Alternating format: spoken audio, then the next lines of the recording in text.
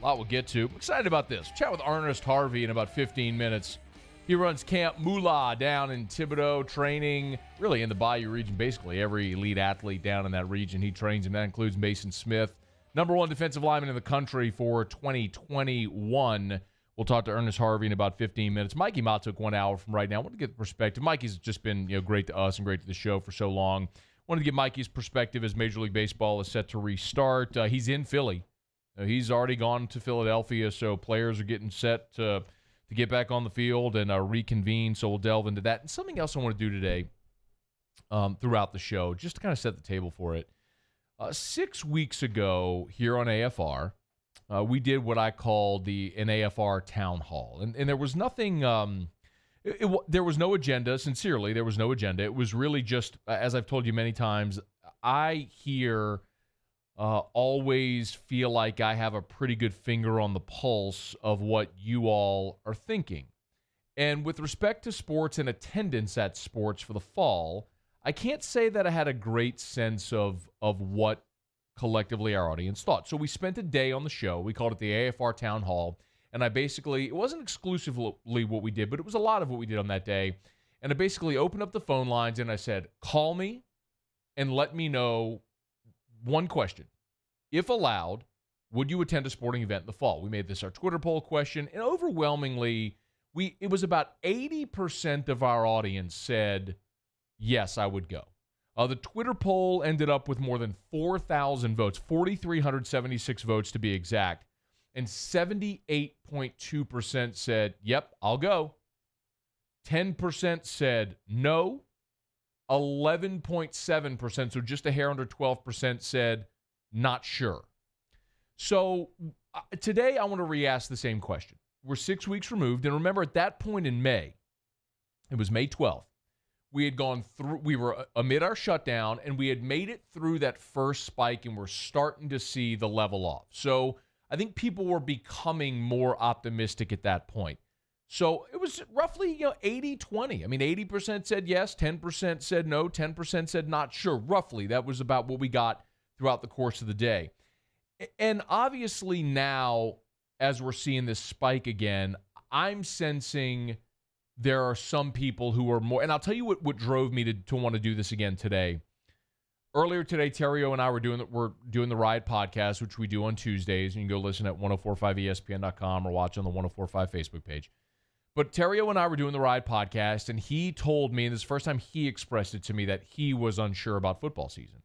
And so he and I had the conversation on the podcast today, and I said, all right, hang on, I gotta know how many more people feel like this today. So I want to do it again today. And candidly, after today, about 5 or 6 weeks from now, when this current spike dissipates, we're going to do it again.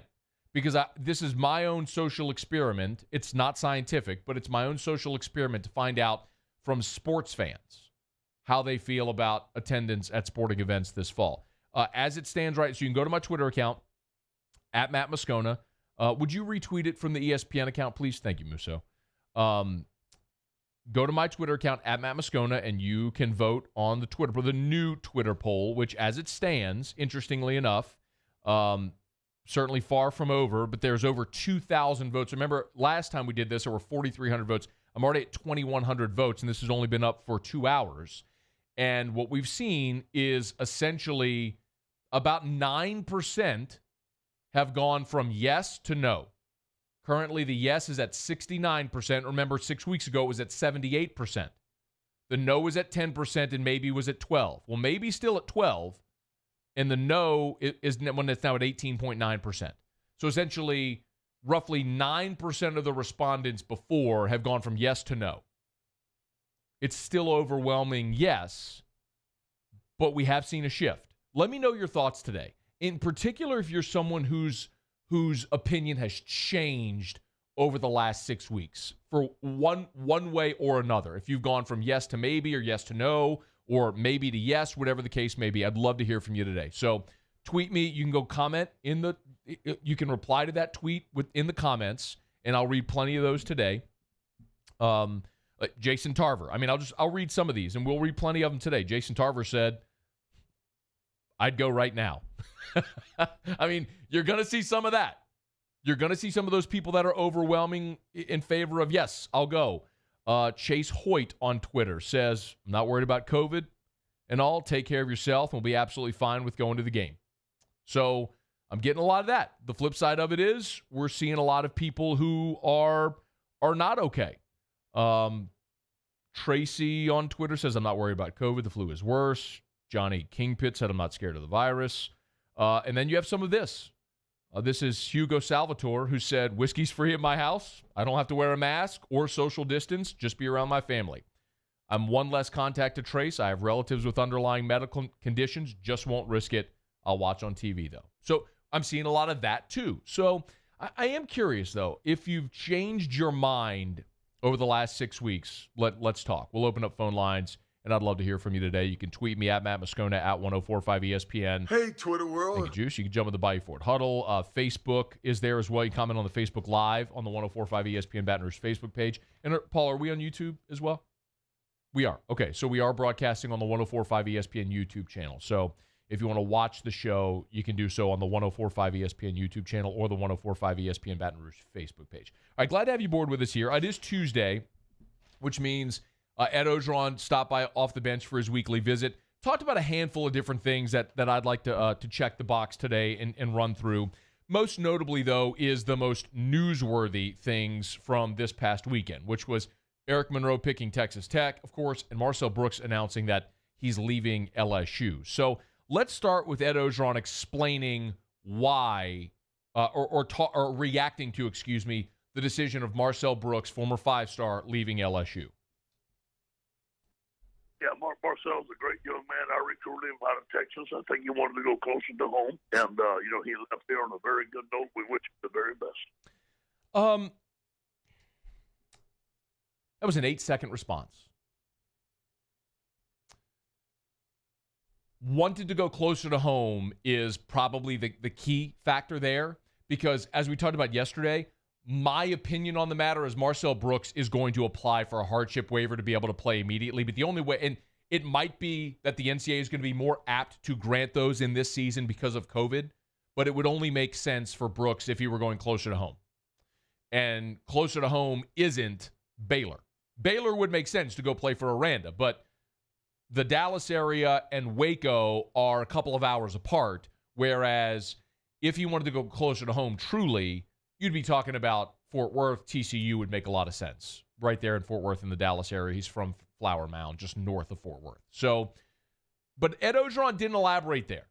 It was a very short, curt, 8-second in and out, wish him the best comment on Brooks. Contrast that to what Ed Orgeron said about Eric Monroe leaving LSU to go to Texas Tech. He graduated already.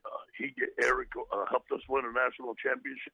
He came to work every day, was a great young man.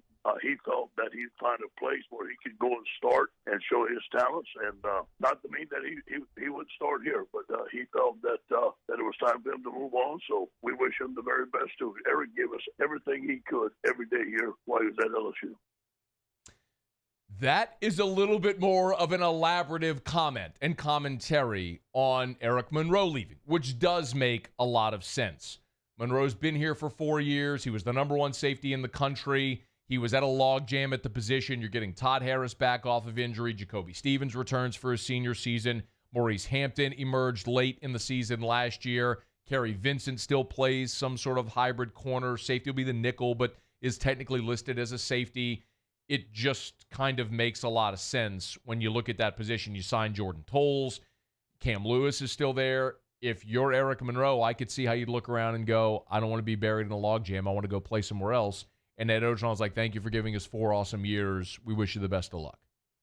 A little bit of a different tone from the head coach there with Brooks leaving as opposed to Monroe. But as a coach, you can only do what you can do, which is make your pitch, try to convince the kid to stay, and if he's set on going elsewhere, you tip your cap, you be a resource to him, and you wish him well.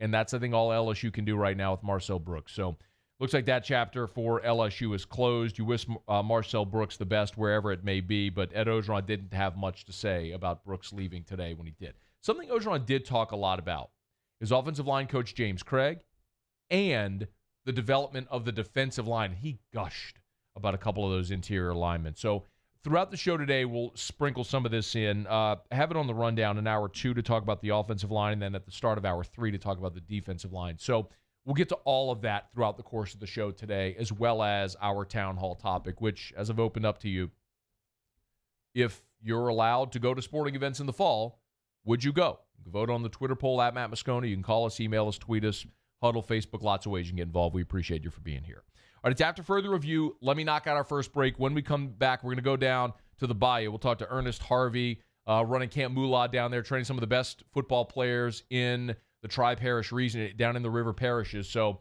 we'll look forward to that, including Mason Smith, who's the number 1 defensive tackle in the country for 2020. What makes him so special? We'll talk about that with Ernest Harvey next on AFR. AFR. Brought to you by Pluckers, Nicholson, and Bluebonnet. Dine in or carry out. As we continue to move through phase 2, remember a couple of things. Number 1, hours have changed. So the Nicholson location open till 11 p.m.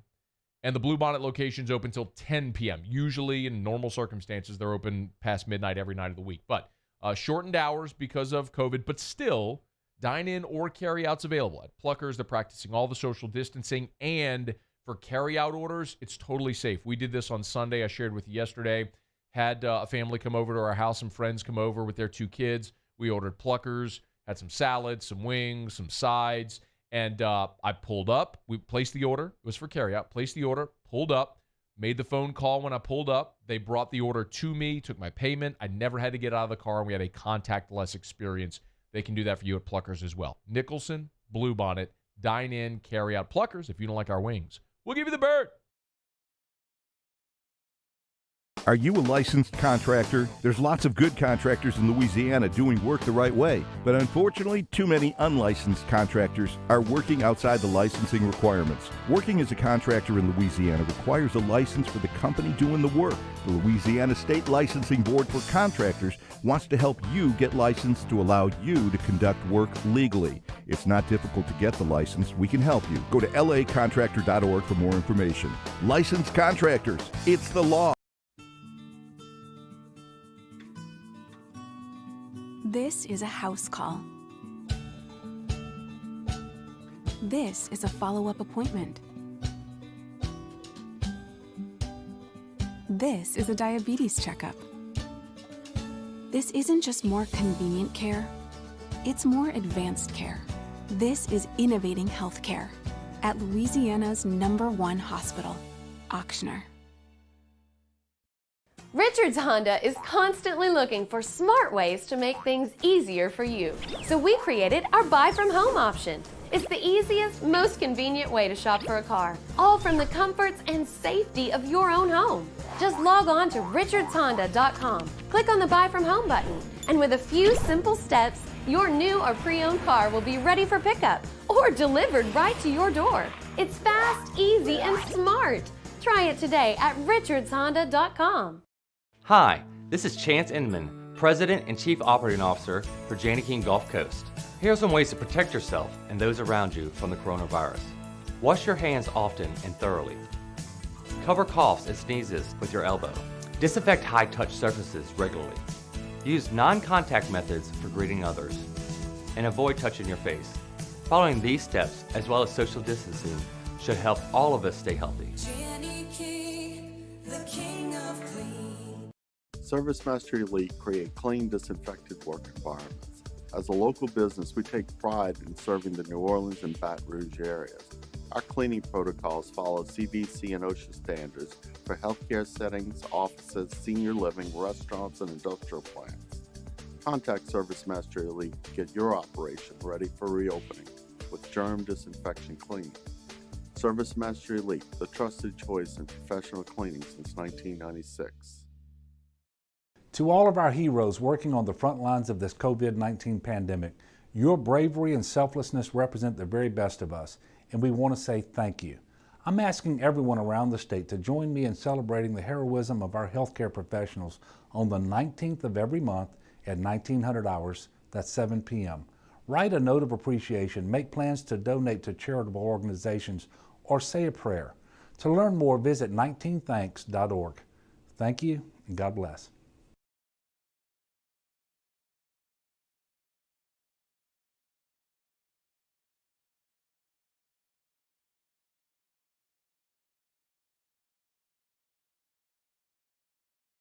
By Insurance Network of Louisiana. Call for a free quote to see how much you can save. 293-0450. After further review with Matt Moscona, ESPN Baton Rouge, New Orleans, Alexandria. Well, it's kind of hard if you're paying attention to any football player down in the Bayou to not know about Ernest Harvey and Camp Moolah, if it's Trevon Reed or Meek Robertson or now Mason Smith.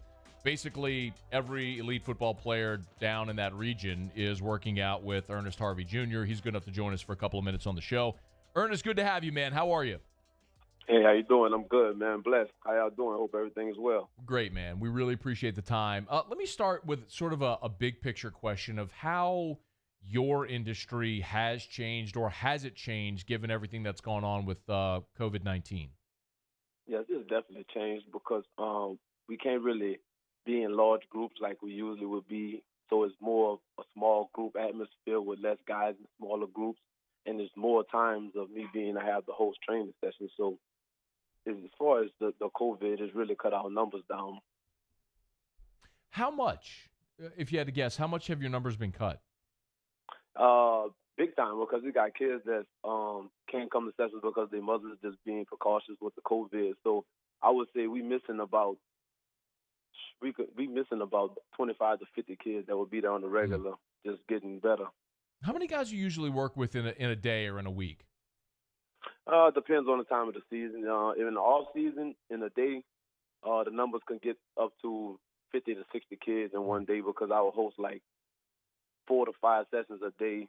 So I would work with all age groups, and sometimes I will have girl groups. I'm working at the Naturals Complex, so I'm training with a lot of baseball guys. We got 17 teams over there. That's almost 200 players that's into the speed and agility training with my program. So some days it's up to the 100, some days it's 20, some days it's just 5, just depending on what the day and how it's going. Does basically every kid in that region work out with you?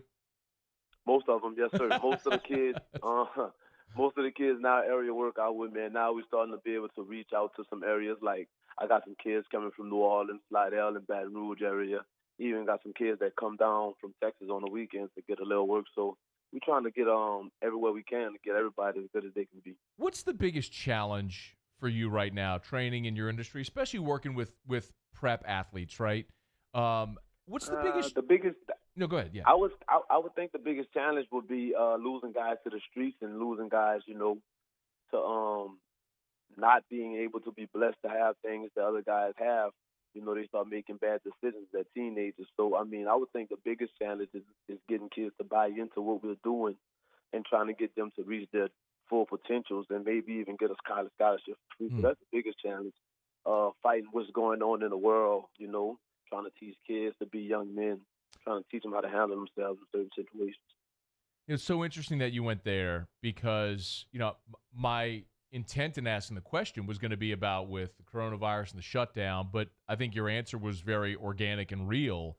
So what part are you playing in that effect, in helping young people get to the next level in life? Well, basically, trying to teach them decision making. That's huge right now for kids as far as teenagers. Try to teach them to make the right decisions. Try to teach them, who to be around. Try to make them, a better person in the classroom, a better family member. And exactly, we want those kids to help somebody along the way. We want those kids, especially the big name guys, we want them to try to change a life along the way, if that makes sense to you. Yeah. We want those guys to be able to be mentors in the community, to be able to push that kid that may be doubting what he has going on, and he see the big time kid, and the big time kid put him on his wing, and it might be life changing for him. So what I want those kids to learn is just to be a better person, be a better version of themselves, and then everything else will fall in place. Because without that, without God, without faith, without doing things the right way, we will be nothing. Well said, man. And speaking of big prospects, obviously you got Mason Smith working with you, so I'm going to get some thoughts on that in a second. But I mentioned guys like Trevon Reed and Meek Robertson. Yeah. Over the last half decade or so, your business and your brand has started to scale and to explode. Was there a moment or a time where you really felt like that snowball started rolling? Actually, I always, it's going to sound crazy, but I always was a confident guy in what we was doing as far as with the training because I knew we were living in an area that didn't have it. You know, it was an untapped market. It was a place that a lot of college guys wasn't looking for kids. We wasn't getting recruited out here like that. So whenever I started, it was like I know what's going to happen. So with me and Mikie Robinson, actually, he was a big part of my program because me and him sat down and we was like, hey, we're going to take this thing to the top. And I think when you make it, people's going to realize, hey, it's serious. So, but the athletes started coming before Mikie Robinson even, got drafted. They started realizing that, hey, this kid, Mikie Robinson, wasn't this good, but he's working hard to be the better version of himself. Not saying that Mikie wasn't talented. He was a very talented kid, but he polished up and he worked hard to be as good as he was, to perform on the level he did in college. So we got kids that had potential, but they wasn't training and working hard as they were working. So now we got the kids that were talented and they're working hard as they are. Like after Mikie came, the Ja'Kai Douglas and the Kyron Lacey and the Sean Preston. And now we got the Shaz Prestons and the Jalen Lucases and all the names that I'm not naming, but that's just off the brain. So now every kid that has a little potential, we pushing it through the roof. And now everybody in the area is starting to realize, hey, they got some talent down in this area, and maybe we need to start looking into what's going on. Ernest Harvey's our guest. He's on Twitter at camp_Moolah, Moula. I'll give him a follow. For nothing else, just to watch the incredible training session videos of all the athletes that he's training. It's remarkable to watch. And man, I said one of them, of course, is Mason Smith. You got the number one defensive lineman in the country for 2020 or 2021. What is it about him that makes him so special? I mean, of course, when you see him, you're going to see his massive. It's the eyes test. He's a big guy. So you're thinking, what does he play? But then when you see him move, he's like, wait, this guy can move. And then when you see him push people around, he's strong. And then his reaction to guys trying to block him is like, it's not for average. It's above average. It's not like the kids that's his age. So when O-linemen shooting their hands at him, he's prepared to bat him or even just duck him, avoid him to get around him, and he can do it fast. All he can do is strong with power. So Mason sets himself apart training. He works hard. He does everything full speed just to have that extra push or that extra fastness or that extra speed and agility, just to be able to beat the guy. Or, he wants to be fast in the box to be able to grab those running backs in space. So that's why he's a very agile big guy, very agile. You know what's interesting, though, Ernest? I mean, I know you know this, but it's whenever big men make the transition from high school to college, sometimes it's difficult because obviously he's not going to be facing 300-pound offensive linemen very often at the high school level. Do you, right. When you look at Mason, how would you project that transition going from high school at Terrebonne to year one in college? Well, obviously the workout program for Mason is going to change dramatically from high school to college. I think with him going into a college program and lifting how he needs to be lifting and eating how he needs to be eating, he's going to be a very big, stronger guy. I think he's not going to lose too much weight, but I think it's just going to turn into muscle. So I think it wouldn't bother him to compete against those big guys every play. What's going to help him the most is that he's fast already and he can move left or right better than some guys that's his size that's in college already. So that's going to be the advantage that's what he's going to get. Is it odd? Like, do you have college coaches and recruiters coming to your spot, checking on your guys, like Mason and other guys? I have college guys. They always hit me up. Recruiters always contact me, asking questions about them. We don't have too many come in because of restrictions and stuff like that, especially with COVID going on. But I definitely got a lot of college recruiters and a lot of college coaches that contact me just to, introduce themselves and ask what's going on, to let me know that they're interested in certain players. Does it help LSU's cause that Ed Orgeron is from the Bayou when he comes in and walks into your facility? Most definitely, he's Ed Orgeron's one of us. So we look at him as just a regular guy. Hey, look at Ed Orgeron. If we see him in the market, that's just a regular guy. He's just one of us. And I think everybody look at Ed Orgeron like that. He's a great guy, a great recruiter, definitely a great head coach. So I think his personality is going to play a huge part in recruiting me. What's next for you and for Camp Moolah? Like, what's your ambition and your end game as you keep growing?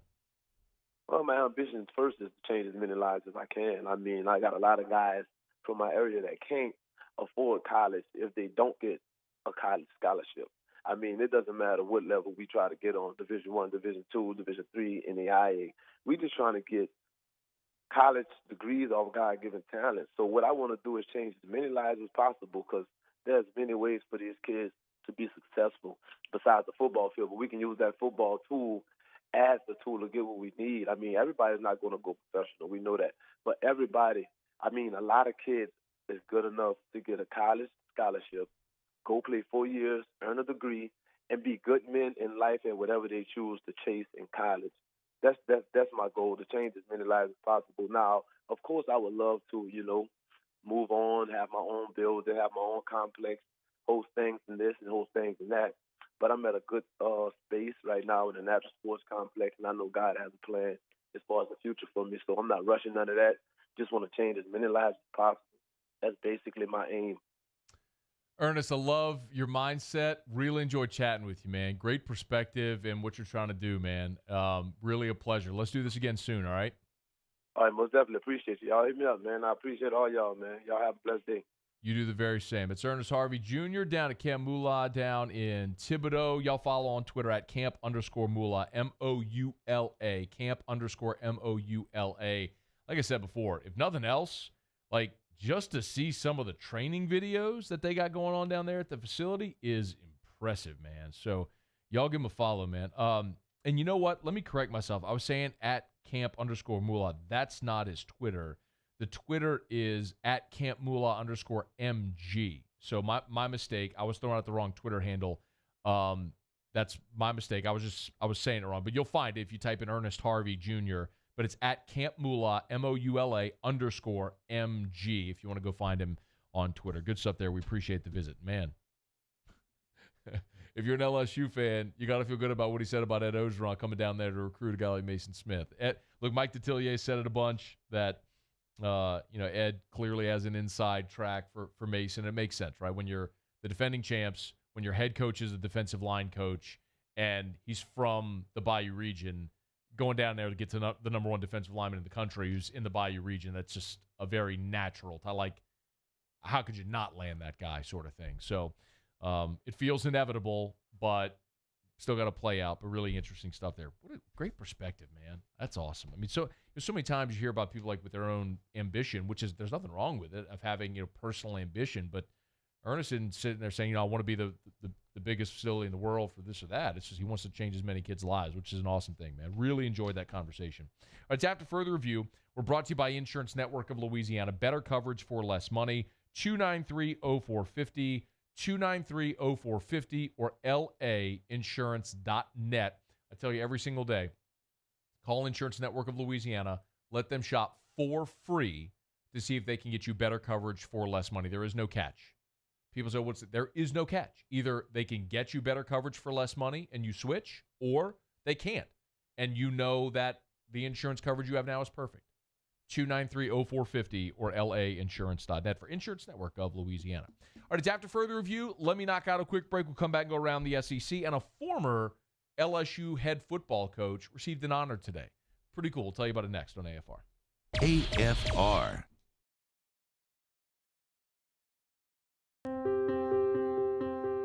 This isn't just another day. It's so much more. Kelly's life was put on hold when her auctioneer primary care doctor discovered a rare blood disorder. Her doctor connected her to an auctioneer care team of cancer, heart, and kidney specialists. With multiple primary care locations around Baton Rouge, same-day appointments, and online scheduling, we're relentless about keeping you healthy. Auctioneer Baton Rouge, innovating healthcare for Kelly.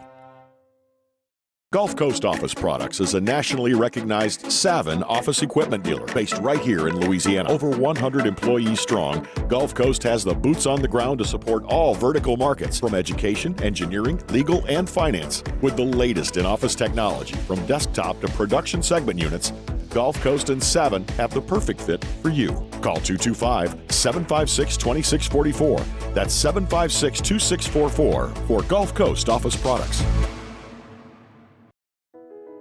I've been doing business with Luber for 25 years. They're dependable, trustworthy. It's just the attention to detail with our clients. Our folks have years and years of experience. They're highly trained professionals. But many companies have that asset. What I'd like to think makes Luba a bit different is that we use those talents in a way that truly is dedicated to serving the needs of the folks who depend on us. Divorce is hard. Divorce is messy. Divorce is exhausting. The law offices of O.C. Brown walked me through my divorce and helped me find the right solution for me, my kids, my finances, and my property. Call the law offices of O.C. Brown, your law firm for a lifetime. At All-Star Toyota, you get it all. If you're in the market for an all-new Toyota vehicle, come see our friendly and knowledgeable sales team at All-Star Toyota.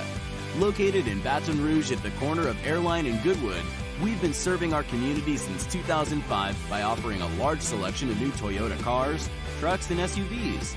Get behind the wheel of your dream car and take a test drive at All-Star Toyota today.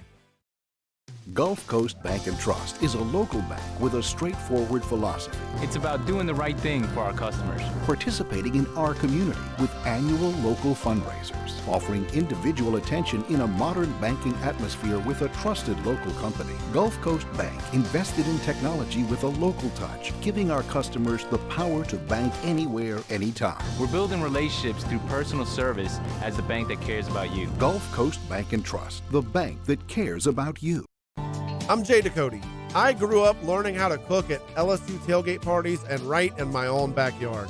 And I created JD's Louisiana products to bring that Louisiana flavor to you at home for your backyard cookout. JD's Louisiana barbecue sauce, Louisiana molasses mustard, spicy and sweet barbecue rub, and more are available at your local supermarkets or by logging on to jducote.com/shop. Put in promo code CST for 25% off at checkout.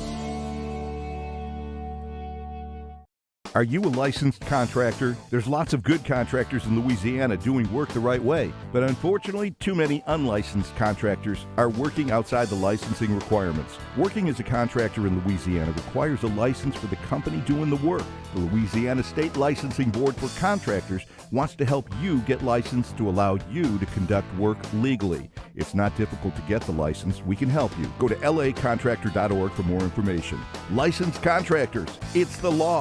For over 50 years, customers have been heading to Happytown for the Corval Toyota experience. Get outstanding service with our complimentary loaner program when you buy your next vehicle at Corval Toyota. So come on down to Happytown. That's Corval Toyota in Opelousas, Happytown, USA.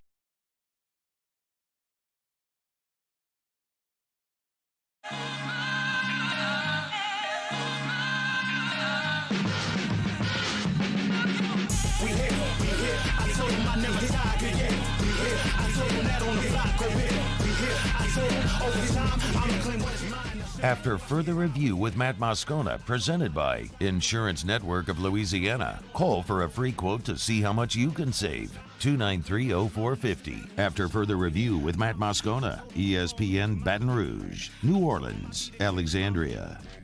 How about this, man? Bill Arnsparger, former LSU coach from 1984 to 86. He died back in 2015. But today was honored posthumously by the Pro Football Writers Association of America.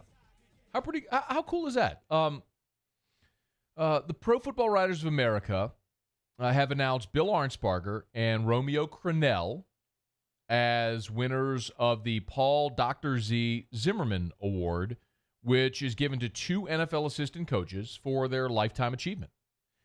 If you're not familiar, I'm sure many of you are, but Arnsparger coached LSU from 84 to 86. He was two-time SEC Coach of the Year, and they won the SEC Championship in 86. He left LSU to go be the athletic director at the University of Florida. But Arnsparger, before then, in his stint in the NFL, he was spectacular as far as his defensive coordinator, and then was with the Giants. But, I mean, no-name defense with the Miami Dolphins. Was the defensive coordinator of that 72 undefeated Super Bowl championship team. Also, defensive coordinator of the Killer Bees. Took 3 different franchises to the Super Bowl. So, a spectacular resume and a little bit a pleasant surprise to see this today, 5 years after his death, to be honored for his career in the NFL as an assistant coach with the Dr. Z Award by the Pro Football Writers of America. So congrats to the late Bill Arnsparger, recognized for his lifetime achievement as an NFL assistant coach. So Really cool for the Arnsparger family to be able to celebrate that. And honestly, you know, Bill Arnsparger is kind of one of those what-ifs in LSU football because following Arnsparger came Mike Archer, of course. And Archer, you know, it didn't end well. And then Archer led into Curly Holman, which we know how that went, and then Jerry DiNardo. And it was sort of the entree into the, for lack of a better phrase, the football wasteland that LSU went through for 6 years, 6 consecutive losing seasons before, of course, Nick Saban came aboard, and then we know what's happened over the last 20 years. But, you know, what if Bill Arnsparger had stayed? What if he hadn't left for the University of Florida? How different might LSU football have been? I think that's certainly one of the big what-ifs in LSU football history. But 26-8-2 in his 3 seasons, 13-3-2 in the SEC in 3 seasons, and set LSU up roster-wise to compete for a national championship in 87 and 88, teams that were good enough to be in that conversation. But in any event, congrats to Bill Arnsparger, Romeo Crennel, winners of the 2020 Paul Zimmerman Award for Lifetime Achievement from an NFL assistant coach. So wanted to share that with you today. Ran across it. Thought you'd enjoy hearing that. It's after further review. We're brought to you by GMFS Mortgage and GMFSmortgage.com. Changing lives since 1999. I implore you, if you have not done so yet, get in touch with a local loan officer from GMFS Mortgage. See if they can lower your interest rate, and by doing so, lower your monthly mortgage payment. Think of it like giving yourself a raise. If you lower your mortgage payment, essentially keeping more of the money you earn every month, you're in effect giving yourself a raise. You're spending less on your mortgage every month. And this just happens to be a time because of COVID that the Fed has lowered interest rates to historically low levels. So it's not going to last forever. This is a moment in time. Act, be proactive, get in touch with GMFS Mortgage. GMFSmortgage.com. GMFSmortgage.com. Changing lives. Okay, do it every day about this time. Let's go around the SEC. Around the SEC, presented by Gulf Coast Office Products, excellence in imaging solutions. The Arkansas Razorbacks. Sam Pittman continues to make some transfer portal hay. The Arkansas coach has already added 5 players this offseason with Power 5 experience. Now they've added a 6th. Jaquaylin Crawford has announced his transfer from Oklahoma to Arkansas. Crawford will have to sit out his first season with the Hogs. That would leave him with 2 years of eligibility, starting with the 2021 season. Crawford was a 4-star signee in 2018, the number 9 athlete in the country, but he played in just 1 game in 2 seasons with the Sooners. Now we'll head to Arkansas. The Ole Miss Rebels. So the case of Mark Britt has been an interesting one. In November, he committed to play at Florida. National Signing Day comes. Britt did not sign a letter of intent. 2 weeks later, he flips his commitment from Florida to Ole Miss, but still, no letter of intent. Until now. Ole Miss has confirmed via release that Mark Britt has signed his letter of intent and is now officially a member of the Ole Miss football program. 4-star 2020 recruit. He's from Miami, the number 9 athlete in the country. He's the 3rd highest rated signee for the Ole Miss class of 2020. Unclear if he'll play wide receiver or defensive back in Oxford. The Alabama Crimson Tide. And Devontae Smith is headed to Alabama.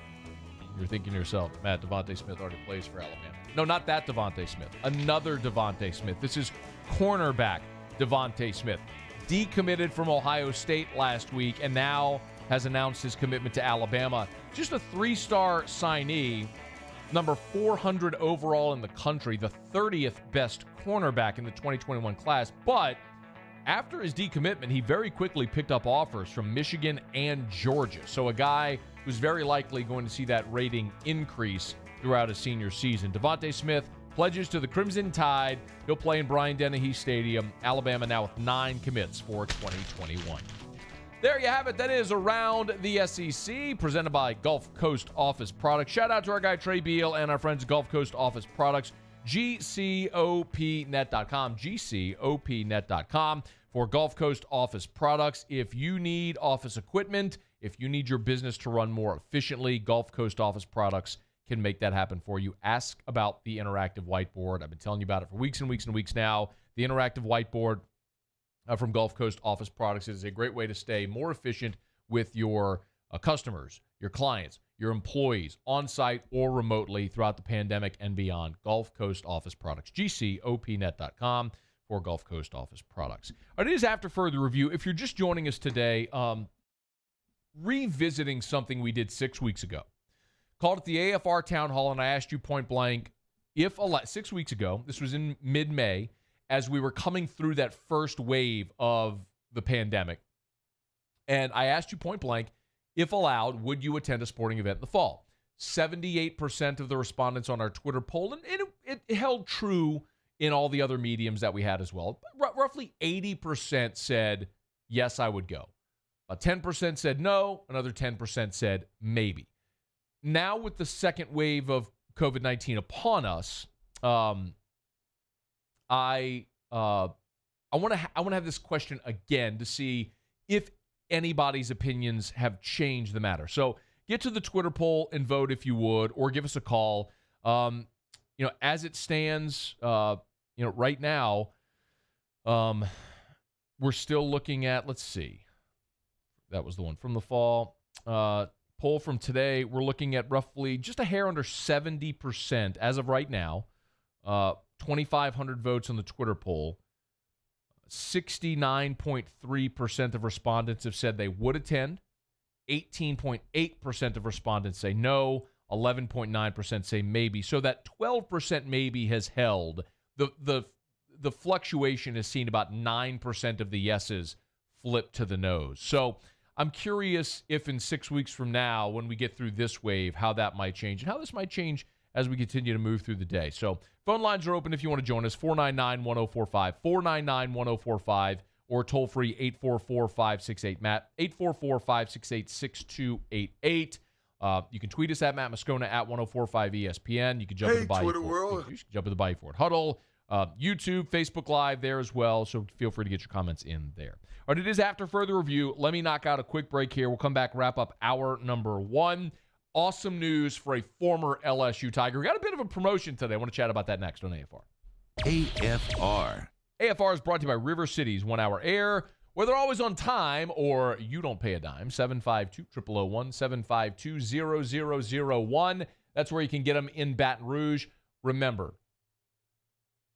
the summer months are upon us. The triple-digit temps are here. The inclement weather isn't going away. There's basically a chance of rain every single day, followed by sweltering humidity. And through it all, your home central AC is just sitting there, baking outside of your house. And that box is responsible for keeping you and your family comfortable. Make sure you have that thing running efficiently. River City's 1 Hour Air for just $97 can come by and do the standard maintenance on your AC. You should have this done every single year. And if you haven't had it done this year or in who knows how long, make this call today. 752-0001, 752-0001 for River City's 1 Hour Air, where they're always on time or you don't pay a dime. If I built a van, it would do more than haul. It would carry my entire business. I'd make it available in dozens, if not thousands of configurations. It would keep an eye on my fleet. And an eye out for danger. If I built a van, I'd make it available in diesel and gas. And I'd build it right here in South Carolina. Introducing the all-new Sprinter, starting at $33,790. Built in the USA. Mercedes-Benz. Vans. Born to run. I've been doing business with Luba for 25 years. They're dependable, trustworthy. It's just the attention to detail with our clients. Our folks have years and years of experience. They're highly trained professionals. But many companies have that asset. What I'd like to think makes Luba a bit different is that we use those talents in a way that truly is dedicated to serving the needs of the folks who depend on us. Crime has serious consequences, but anyone can make a mistake. If you find yourself in trouble with the law, know that you have rights, and it's okay to demand them. The law offices of O.C. Brown are here to protect you and your rights. Felony or misdemeanor, DUI or drug charge. No matter what crime you're accused of, you still have rights. Let the law offices of O.C. Brown uphold them. Call 225-343-1111. Your law firm for a lifetime.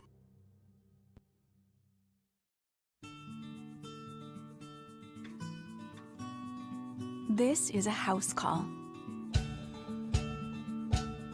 This is a follow-up appointment. This is a diabetes checkup. This isn't just more convenient care, it's more advanced care. This is innovating healthcare at Louisiana's #1 hospital, Ochsner. When you want the best of Louisiana, you don't go to a superstore. We know what we like, and we like it local. Same goes for banking. As one of Louisiana's largest local banks, we offer homegrown services crafted around you. Gulf Coast Bank, the bank that cares about you.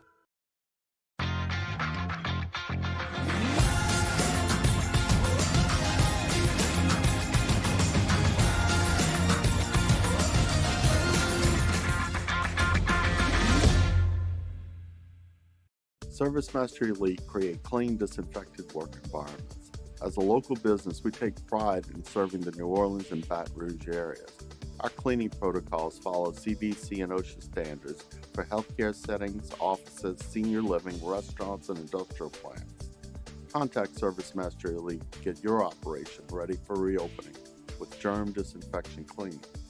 ServiceMaster Elite, the trusted choice in professional cleaning since 1996.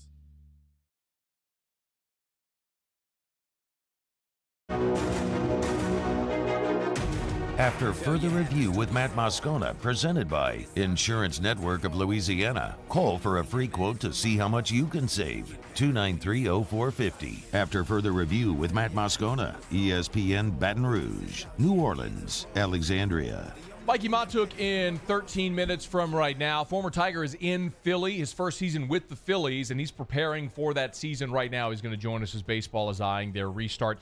This was awesome news, man. I was pumped to see this earlier today. Like, really super excited. Earlier today, ESPN PR announced their new lineup for NFL Live for this August. And it's going to include Laura Rutledge now as the new host of NFL Live, and analysts Dan Orlovsky, Keyshawn Johnson, Mina Kimes, and Marcus Spears. Pretty pumped for Swagoo, man. He's made it known in no uncertain terms that he wanted to go bigger. He wanted to do bigger than SEC Network.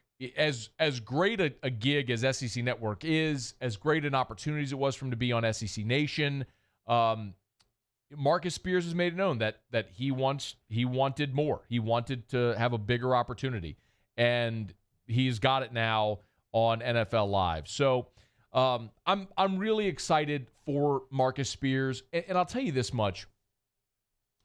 I remember the first time we had Marcus on this show. It was the one season he played in Baltimore. And if I'm not mistaken, I think it was 2012. I need to check the exact day, but or the exact year. But I think Marcus Spears played his one season in Baltimore in 2012. Let me make sure. It was 2013, excuse me. So the one season he played in Baltimore was 2013. And it was a Friday, and connected with Marcus, and I was not covering the team when he played. We were in school at the same time. And I reached out to Marcus, got in touch with him. He agreed to come on the show, and it was a Friday. And it was at the time that I was also calling Catholic High games.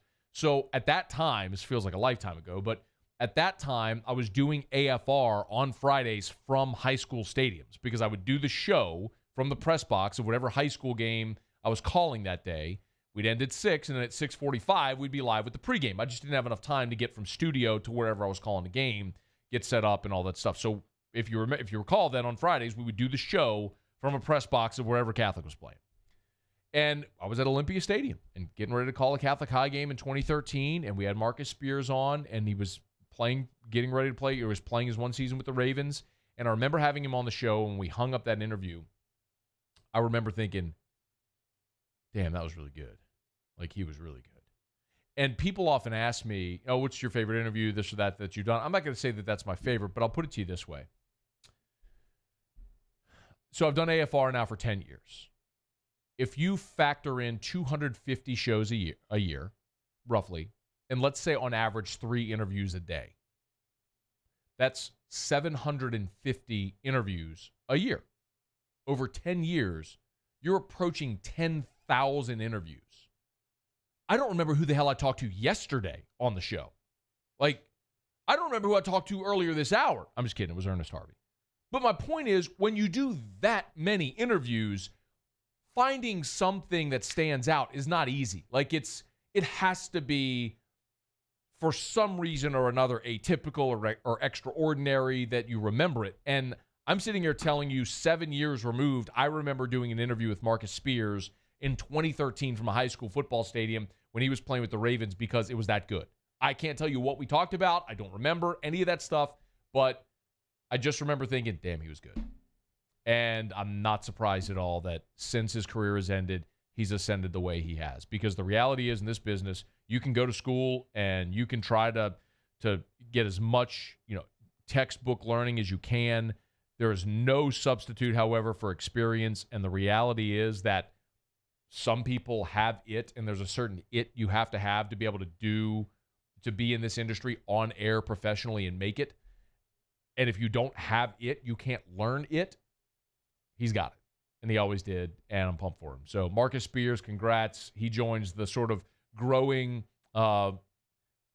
lineage of former LSU athletes that are doing big things in media. Of course, Ryan Clark is at the apex there, and Marcus Spears is kind of hot on his heels there. So congrats to those guys, and congrats to Marcus Spears for an awesome opportunity there with NFL Live. All right, it's After Further Review, brought to you by the Baton Rouge General Hospital.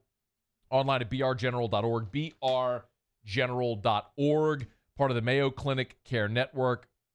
Very, very proud of our friends at the Baton Rouge General Hospital because they have continued to find ways to bring world-class medical care to Baton Rouge in every facet that we've needed it.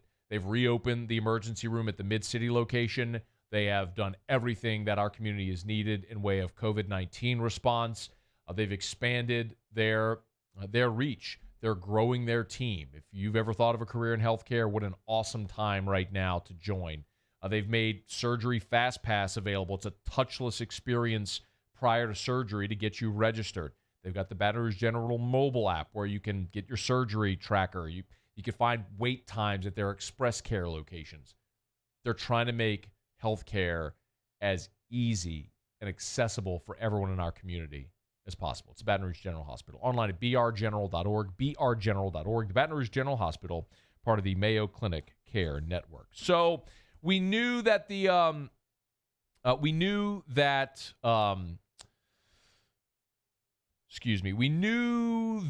SEC Media Days was not going to happen in Atlanta this year. It was scheduled for July 13th to 16th. That had already been disclosed. Now AL.com is reporting that it will not happen on those dates either. So it was originally scheduled July 13th through 16th in Atlanta. The league had already announced that they were moving to a virtual event. They were not going to have it in person in Atlanta, which is absolutely the right thing to do. There's no sense in getting all those people together in July. It's just nonsensical. Put everything off until August or into until the season as long as you can. So dates and times still to be determined. That according to a spokesperson to AL.com, no official decision's been made. It's expected, according to this AL.com report, that Media Days will be pushed back to at least the last week of July, possibly the first week of August. So, and it's no longer listed on the SEC Network television schedule either, as that's usually a week of programming for the SEC Network on television. But you may not care, and I sort of do understand why you wouldn't care. It's a bigger deal to the media who cover it, but at the same point, it's a great chance to binge on football in the middle of July when most people are starved for it. But it's going to be in a different format when it happens, at whatever length it happens, but it won't be that second week in July. The 13th through the 16th is when it was planned. It'll apparently be pushed back now. All right, it's After Further Review. Glad you're hanging out here. Brought to you by Insurance Network of Louisiana. 1 hour in the books. When we come back, Major League Baseball is back. We know that there will be a 60-game season with the regular playoff format, but rosters are going to look different. The season as a whole is going to look different. Mikie Mahtook, first season with the Phillies. He's going to join us next on AFR. AFR. If you're in the market for a new vehicle, do yourself a favor and put Volkswagen on your list. And if you're shopping for a Volkswagen, you might as well go to the #1 volume Volkswagen dealer in the state of Louisiana, South Point Volkswagen. Airline just north of Highland, or online at southpointvw.com. southpointvw.com. It's worth a drive, even if you're outside of the Baton Rouge area, to South Point Volkswagen, if they can do a better deal for you. And quite honestly, if they can do a better deal for you, why wouldn't you go to the place that can give you the best deal? That's South Point Volkswagen.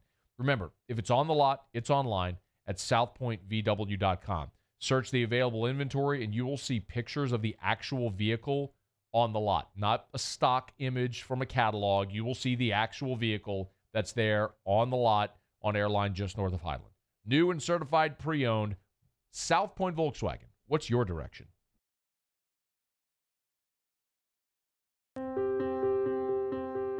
This isn't just another day. It's so much more. Kelly's life was put on hold when her auctioneer primary care doctor discovered a rare blood disorder. Her doctor connected her to an auctioneer care team of cancer, heart, and kidney specialists. With multiple primary care locations around Baton Rouge, same-day appointments, and online scheduling, we're relentless about keeping you healthy. Auctioneer Baton Rouge, innovating healthcare for Kelly. To all of our heroes working on the front lines of this COVID-19 pandemic, your bravery and selflessness represent the very best of us, and we want to say thank you. I'm asking everyone around the state to join me in celebrating the heroism of our healthcare professionals on the 19th of every month at 1900 hours, that's 7 p.m. Write a note of appreciation, make plans to donate to charitable organizations, or say a prayer. To learn more, visit 19thanks.org. Thank you, and God bless. Oh, hey, what's up? It's Big D and Bubba, 100.7 The Tiger Morning Show. We'd love for you to join us every weekday, 4 a.m. till 9 a.m. Yeah, everything you want in a show. Country music. We got laughs. We got celebrity in-studio guests. We just need you. Join us every weekday morning, 4 a.m. to 9 a.m., right where it all started. That's right. Louisiana's country station, 100.7 The Tiger. Gulf Coast Office Products is a nationally recognized Savin office equipment dealer based right here in Louisiana. Over 100 employees strong, Gulf Coast has the boots on the ground to support all vertical markets, from education, engineering, legal, and finance. With the latest in office technology, from desktop to production segment units, Gulf Coast and Savin have the perfect fit for you. Call 225-756-2644. That's 756-2644 for Gulf Coast Office Products. Gulf Coast Bank and Trust is a local bank with a straightforward philosophy. It's about doing the right thing for our customers. Participating in our community with annual local fundraisers. Offering individual attention in a modern banking atmosphere with a trusted local company. Gulf Coast Bank invested in technology with a local touch, giving our customers the power to bank anywhere, anytime. We're building relationships through personal service as the bank that cares about you. Gulf Coast Bank and Trust, the bank that cares about you. At All-Star Toyota, you get it all. If you're in the market for an all-new Toyota vehicle, come see our friendly and knowledgeable sales team at All-Star Toyota. Located in Baton Rouge at the corner of Airline and Goodwood, we've been serving our community since 2005 by offering a large selection of new Toyota cars, trucks, and SUVs. Get behind the wheel of your dream car and take a test drive at All-Star Toyota today. I'm Jay Ducote.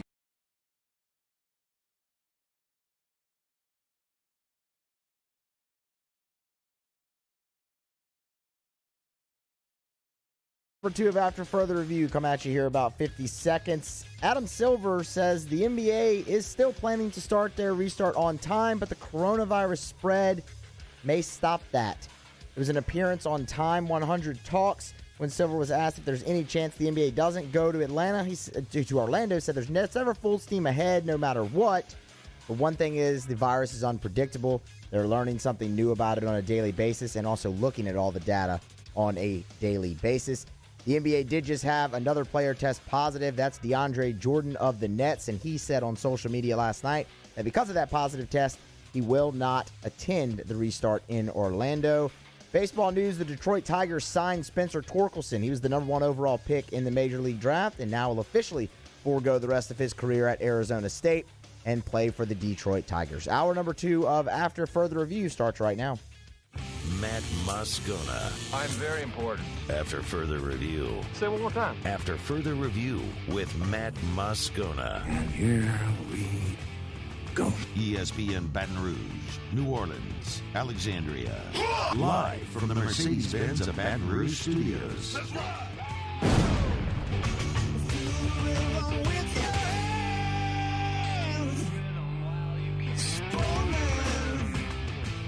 Hour 2, off we go. Welcome aboard. Glad you're with us. AFR, presented by Insurance Network of Louisiana. I'm Matt. Thanks, bud. I appreciate it. Paul O'Neill. They're chanting Paul O'Neill's name. And Musso. We're here. Glad you are as well. Get out there, make it a good one. By the way, the sultry tones you hear are those of my good friend Toby Tomplay, who you can find right now manning his fireworks stand on Highway 42 across from DS Tires. Bro, is there any business that's like a 1 week just absolute pound that you'd least rather be in than fireworks? Like, I can't imagine anything I would least rather do than fireworks. No, but I mean, can't you count it as 2 weeks? I mean, New Year's Eve, yeah. Okay, but I meant like for this, like for 4th of July. No.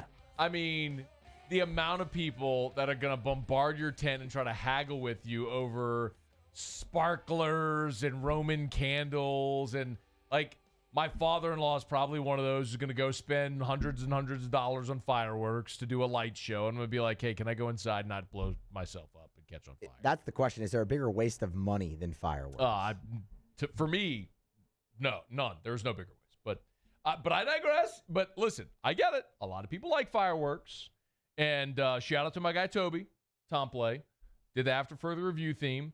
His wife, Shelly, by the way, is the artist who did the AFR Roni the Tiger, which if you're watching, it's the one right here. It's a little with the AFR on the glasses. And they are selling fireworks this week. So go down 42 and check out Toby Tomplay and tell him whenever you go buy the fireworks, say, I'll only buy the fireworks if you sing the After Further Review. So make him go, After Further Review. Make him do that. All right, Mikie Mahtook was good enough to wade through that foolishness for 2 minutes. How are you, dude? I'm good, man. How are you? Doing really well. So you're in Philly now, yeah? I'm in Philly. I am bored out of my mind in a hotel room right now until Thursday or Friday. But I'm here. Can you walk me through the process, just like what you did to get from Baton Rouge to Philly, and then like in the hotel room, like did you have to go through different protocols? Yeah. So obviously they last week I guess on Monday or Tuesday it became official, and they said that we needed to report by July 1st. So I left all of my stuff in spring training whenever we left the first time. So I put off my car and all of my extra clothes and stuff at Aaron Nola's apartment in Clearwater, because I didn't know. When I first left, I thought I was going to be home for a month max. You know, it ended up being 3 months. And so whenever I decided I needed to go back to Florida, Nola said he was driving back. So I drove with Nola on Friday to Florida, stayed in his apartment with him for Friday night, Saturday night, and then we both flew out Sunday afternoon to come to Philly. And then we had an intake. Monday there's an intake test, which basically we show up at the field, you get a blood test, you got a saliva test, you had all these forms you had to fill out.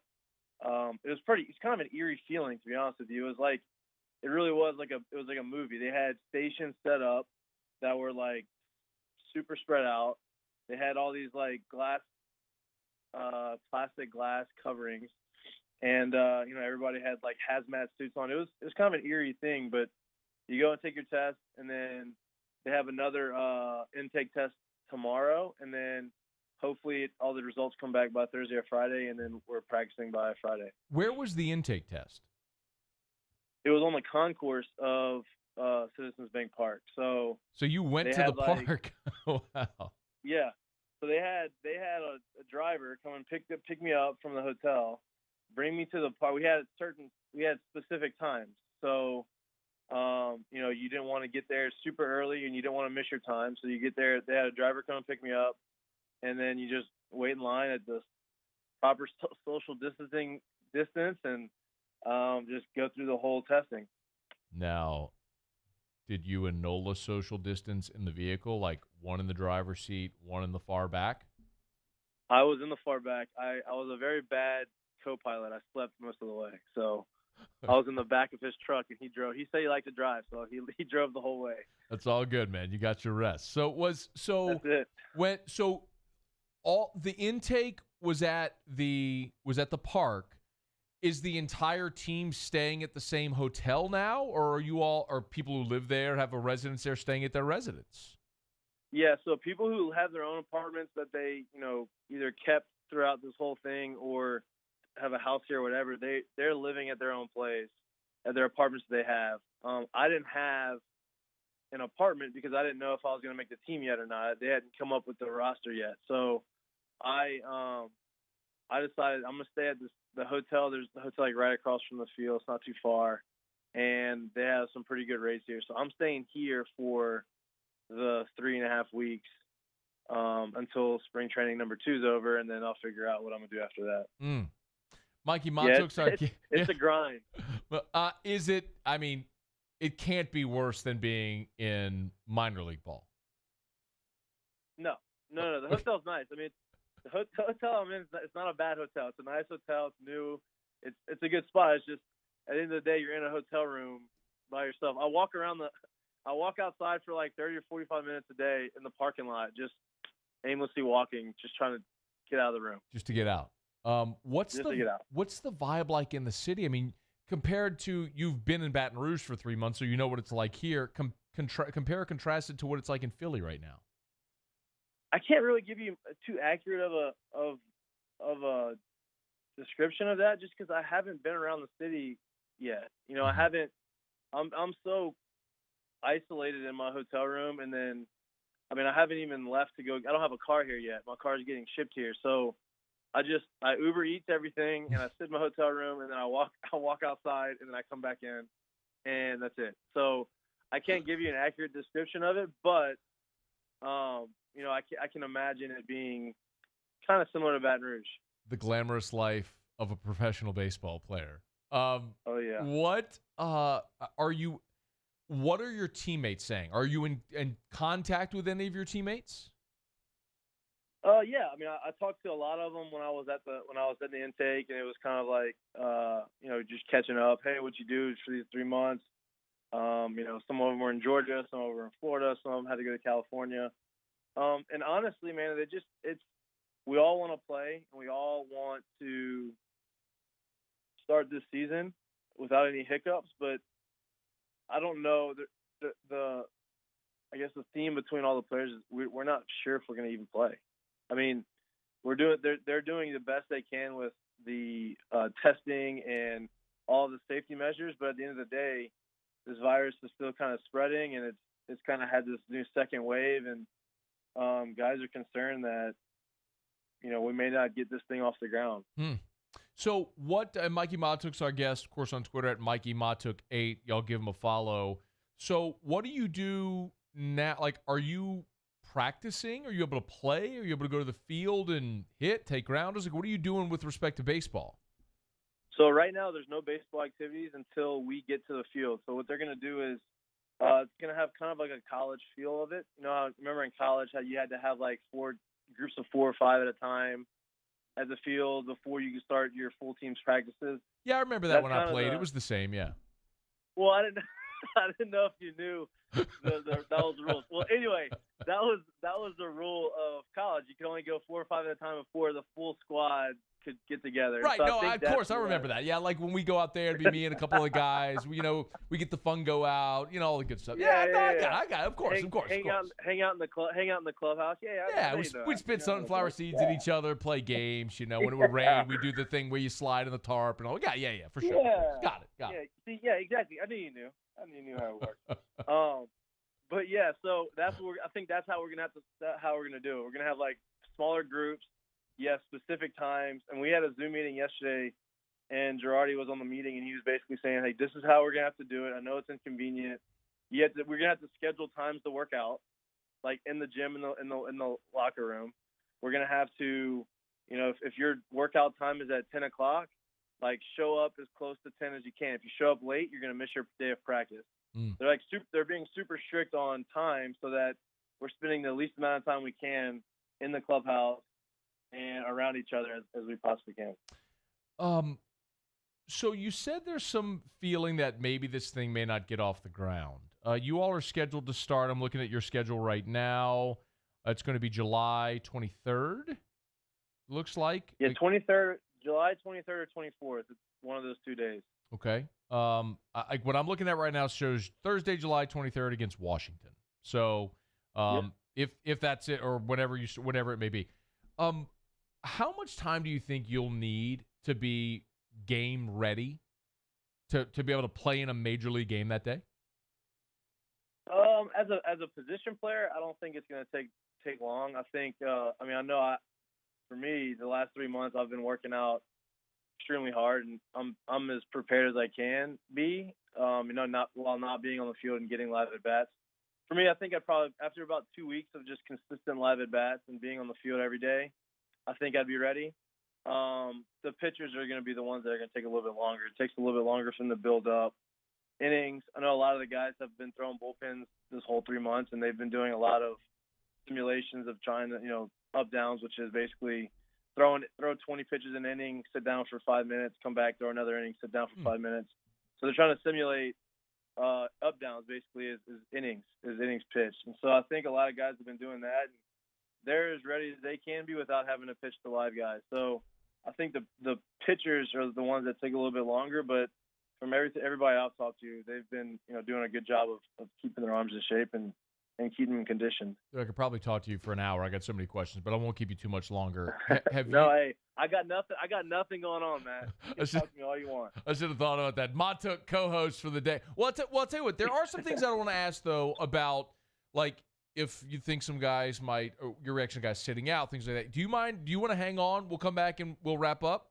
Yeah, it's fine. Okay. It's fine. Because before you go take your lap around the parking lot at the hotel, we'll delay that a bit. All right, sit tight. Mikie Mahtook's with us. Appreciate him being generous with his time. Let me knock out a quick break. We'll come back. We'll continue with Mikie next. AFR. Brought to you by Clegg's Nursery. Buy local, shop local at Clegg's Nursery. You know where to find them. 4 locations across the greater Baton Rouge area. Seagan near Airline, LA 16 in Denham, Mid-City on Donmore, and the Garden Center on Greenwell Springs. That's where you'll find Clegg's Nursery, which has been serving Baton Rouge and the greater Baton Rouge area for more than 60 years. So let's just check all the boxes. Full greenhouses. You need flowers, plants, trees, shrubs, seeds. They got it. Spartan Mosquito Eradicator. Got it. They're partnered with True Value Hardware Store, so anything you need at a hardware store. Hammers, nails, spray paint, insect repellent, gas cans, duct tape. They've got it at Clegg's Nursery. And they got great garden decor as well. If you want wind chimes or other figurines for your garden or for your outdoor area, they've got it at Clegg's Nursery. 4 locations. Buy local, shop local at Clegg's Nursery. I'm Jay Ducote. I grew up learning how to cook at LSU tailgate parties and right in my own backyard. And I created JD's Louisiana products to bring that Louisiana flavor to you at home for your backyard cookout. JD's Louisiana barbecue sauce, Louisiana molasses mustard, spicy and sweet barbecue rub, and more are available at your local supermarkets or by logging on to jducote.com/shop. Put in promo code CST for 25% off at checkout. Are you a licensed contractor? There's lots of good contractors in Louisiana doing work the right way, but unfortunately, too many unlicensed contractors are working outside the licensing requirements. Working as a contractor in Louisiana requires a license for the company doing the work. The Louisiana State Licensing Board for Contractors wants to help you get licensed to allow you to conduct work legally. It's not difficult to get the license. We can help you. Go to lacontractor.org for more information. Licensed contractors, it's the law. I've been doing business with Luba for 25 years. They're dependable, trustworthy. It's just the attention to detail with our clients. Our folks have years and years of experience.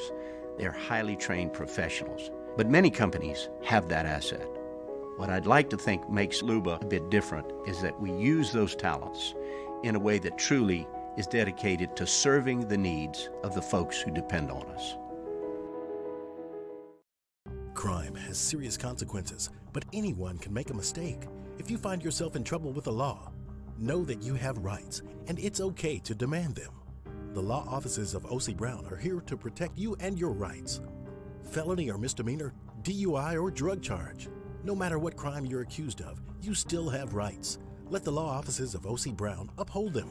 Call 225-343-1111. Your law firm for a lifetime.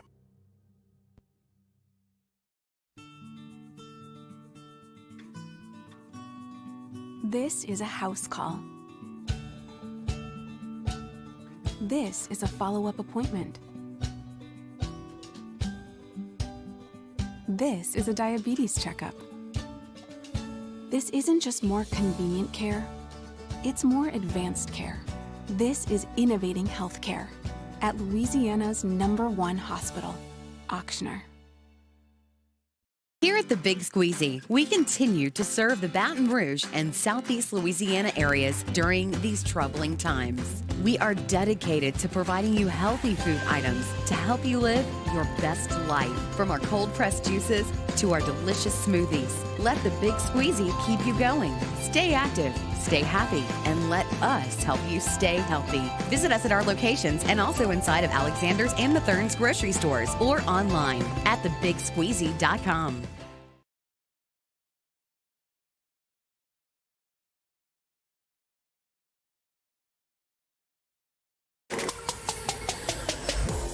After further review with Matt Moscona, presented by Insurance Network of Louisiana. Call for a free quote to see how much you can save. 293-0450. After further review with Matt Moscona, ESPN Baton Rouge, New Orleans, Alexandria.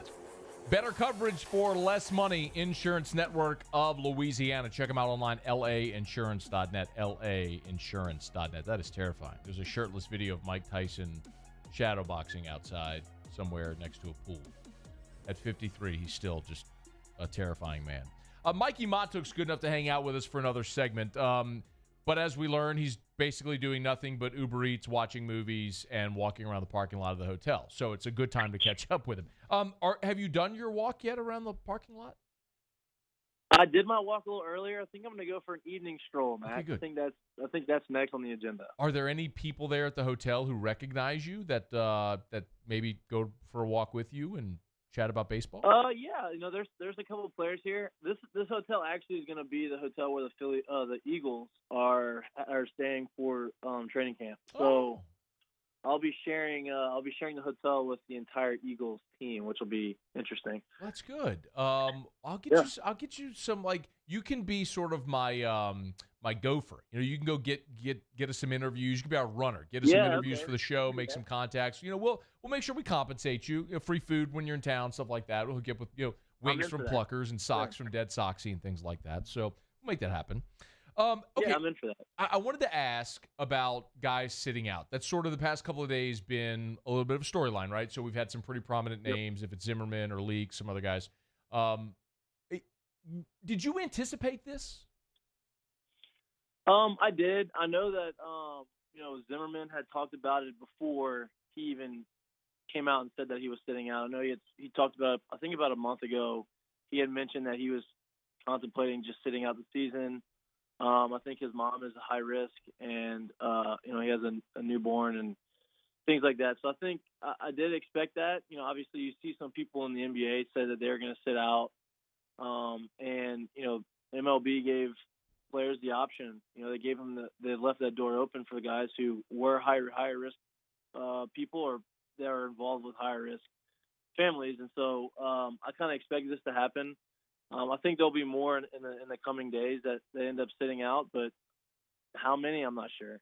What's your reaction? And I don't want to ask you to speak for everybody in the locker room, but is there kind of a feeling, Mikey, where it's like, man, like you're kind of abandoning the guys, right? Like we need you and you're not playing.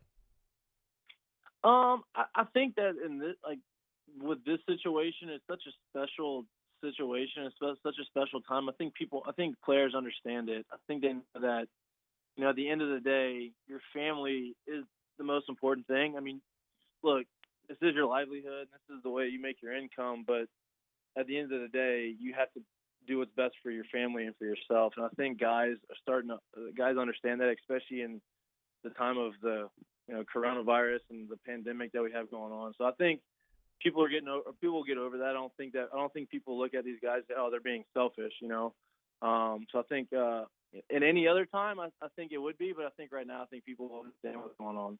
So for the guys that do end up playing and going through the 60-game schedule and getting on planes and traveling, going to different ballparks, what do you anticipate, or what have you all discussed as far as the risk of guys? Like, what happens when someone does test positive when you're either playing at your home ballpark or you're on the road? So yeah, that's obviously the big issue. And what they talked about yesterday in our meeting was, as long as we are practicing the social distancing and we're wearing our mask, I think they gave us a statistic that if you're wearing your mask and you are practicing your social distancing, I think the likelihood of spreading the virus is like 1%. Mm-hmm. As long as you have the mask on and you're not taking it off and getting in close proximity to other people. And so they're stressing that travel, getting to the field, no matter what we're doing, is that we have to wear the mask. The only time we don't have to wear the mask is when we're on the field or we're working out. And then obviously when we work out, you have to schedule our times to work out, and it's going to be even more so than 6 feet of separation. So they have all these things in place. And look, everything's great in theory until somebody gets it and it spreads it and passes it to the team. So, they're doing the best they can with the information that we have on the virus and the best they can with all the resources we have. But at the end of the day, you just don't know what's going to happen with this virus. Wait, so don't let me misunderstand. Are you saying that even if someone were to test positive but they feel okay, they'd wear a mask, social distance, but they'd still play? Oh, no. Okay. So if you do test positive, I'm sorry, I didn't clarify that. If you test positive, you're going to go back to home. You're going to quarantine. You're going to go home, and we're going to get tested every other day here. So it's not necessarily required that you stay home for 14 days. It's required that you stay home for either 14 days or you have two negative tests in a row. Got it. So we're going to get tested, I think they said, every other day. And, if you tested positive, you're going to go home and go to your apartment or hotel, wherever you're staying in Philly. And you're just going to quarantine there until you can test negative for 2 straight tests. Okay. So theoretically, if some people, basically the virus runs its course more quickly than 2 weeks, you could be theoretically back with your team quicker. Correct. Now, obviously, you have to take into account if you test positive for this during the middle of the season, you're out for, let's say, 10 days. Okay. Now you have to come back and you have to get, your legs back underneath you, and you have to get in baseball shape again. So let's say it's another 10 days. So if you test positive, that's 20 days that you're out from the season. We only have a 66-day season. So it's imperative that we practice this, because if you test positive in the middle of the season, you're probably out for half the year. Do you think that largely, and I'm just asking, obviously, an opinion here, just in your conversations, that the majority of the players that you speak with are receptive to it, that they're practicing what they're being told to do? Yeah, I think so.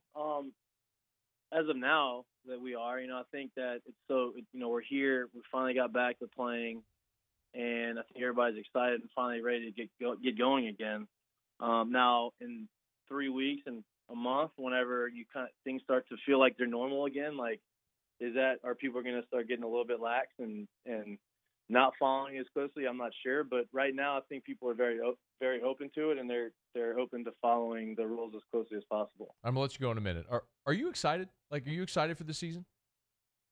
Yes, I'm very excited for the season. It's going to be a very different looking season, but I'm excited just to get back on the field and play, man. It's just been such a long journey and just a long 3 months of being home and just training and not knowing what's going to happen. But yeah, I'm very, very excited, and I'm praying to God every day that nobody gets it and the season gets off the ground and we have a season with no hiccups, and we make the playoffs and win the World Series, and I come home and celebrate and watch football. Dude, I didn't want to ask like what appeared to be a dumb question, but you've gone. I want to ask you specifically because your journey has been a long, winding road to this point, and it feels like this is an amazing opportunity for you personally, right? I mean, to hit the reset button, Right. to be with a squad where, I mean, it's plausible, Mikey, that you could work yourself into a really significant role with the Phillies on a team that could end up being really good as well. So, I mean, I would imagine for you, the onus like to want to play is certainly significant. I mean, I don't want to speak out of turn, but You're spot on. I mean, look, last year was a tough season for me, and I got an opportunity to play for a team that's trying to win. In the last couple of years, I've been on a team that has not won. They've had the number one pick, and Detroit had the number one pick the last 2 or 3 years. Mm-hmm. And so being on a team that is all they're worried about is winning a World Series and putting pieces together to win a World Series puts me in a spot where it's like, hey, if I can help you win, I'm going to be on the team. And so that's all I asked for is that opportunity. And I couldn't have asked for a better opportunity with a better team. And so that is part of why I'm super excited. And, I went through a bunch of different swing changes and worked my butt off to try to get my game back to where I want it to be. And I was having a good spring training. So there's a lot of things that go into it, but I'm just excited to be back out there. Cool, man. Hey, look, if you need some tips, let me know. Because back in the days, like when I would go to practice early with that group of 4, I picked up some really good tips. I'm happy to share them with you if it helps. You got my number. I appreciate that. Yeah, man. Yeah, you're on speed dial now. Yeah, I mean, look, we could do Zoom video, some lessons, whatever you need. I got you. Yeah. You know that, all right? I appreciate that. Hey, dude, it's great to chat. I appreciate you being so generous with your time, man. And, stay healthy up there, man. We'll talk soon, all right? Of course, man. Thanks for having me. All righty. That is Mikie Mahtook, former Tiger great, now at the Phillies. A really good perspective, man. I appreciate Mikey for joining us and for being so generous with his time. All right, it's After Further Review brought to you by Insurance Network of Louisiana. Better coverage, less money. Let them shop independently to see if they can get you better insurance coverage for less money. 293-0450, 293-0450, or lainsurance.net. All right, it's After Further Review. When we come back, I want to reset our town hall reset. If you're not familiar, essentially asking the question, if it's available to you in the fall, would you attend a sporting event? We did this about 6 weeks ago. I'm resetting the question again today. We'll catch up to speed in just a second. Also, got a couple of updates on LSU hoops after Dick Vitale rocked the boat a bit yesterday. Stick around. AFR. If you're looking for dinner plans tonight, Ichiban is always a great option. Essen near Perkins, Airline Highway in Gonzales. Online at ichibanbr.com. Remember, if you want to order to go at the Essen Lane location, the original location, really easy. Go to ichibanbr.com. Go to the website. On the homepage, you'll see the pop-up to call or to place your order online. You click, you fill out your order, you pay for it online, you designate what time you want to pick it up, and when you drive up, someone will come to your vehicle, you pay, and you've already paid online. They'll bring you your food. You're on your way. You can have a contactless experience at Ichiban. Order your favorite. If it's popular items like the rock and roll, the crunchy roll, their fried rice, or if you want the red snapper sashimi appetizer or your favorite specialty roll, Ichiban has got you covered. Essen near Perkins, Airline Highway in Gonzales. Make tonight an Ichiban night. I've been doing business with Luba for 25 years. They're dependable, trustworthy. It's just the attention to detail with our clients. Our folks have years and years of experience. They're highly trained professionals. But many companies have that asset. What I'd like to think makes Luba a bit different is that we use those talents in a way that truly is dedicated to serving the needs of the folks who depend on us. ServiceMaster Elite create clean, disinfected work environments. As a local business, we take pride in serving the New Orleans and Baton Rouge areas. Our cleaning protocols follow CDC and OSHA standards for healthcare settings, offices, senior living, restaurants, and industrial plants. Contact ServiceMaster Elite to get your operation ready for reopening with germ disinfection cleaning. ServiceMaster Elite, the trusted choice in professional cleaning since 1996. If I built a van, It would do more than haul. It would carry my entire business. I'd make it available in dozens, if not thousands of configurations. It would keep an eye on my fleet. And an eye out for danger. If I build a van, I'd make it available in diesel and gas. And I'd build it right here in South Carolina. Introducing the all-new Sprinter, starting at $33,790. Built in the USA. Mercedes-Benz. Vans. Born to run. To all of our heroes working on the front lines of this COVID-19 pandemic, your bravery and selflessness represent the very best of us, and we want to say thank you. I'm asking everyone around the state to join me in celebrating the heroism of our healthcare professionals on the 19th of every month at 1900 hours, that's 7 p.m. Write a note of appreciation, make plans to donate to charitable organizations, or say a prayer.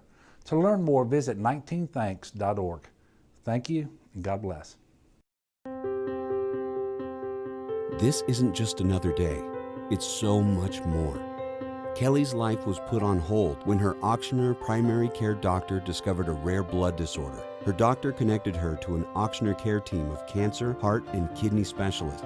With multiple primary care locations around Baton Rouge, same-day appointments, and online scheduling, we're relentless about keeping you healthy. Auctioneer Baton Rouge, innovating healthcare for Kelly.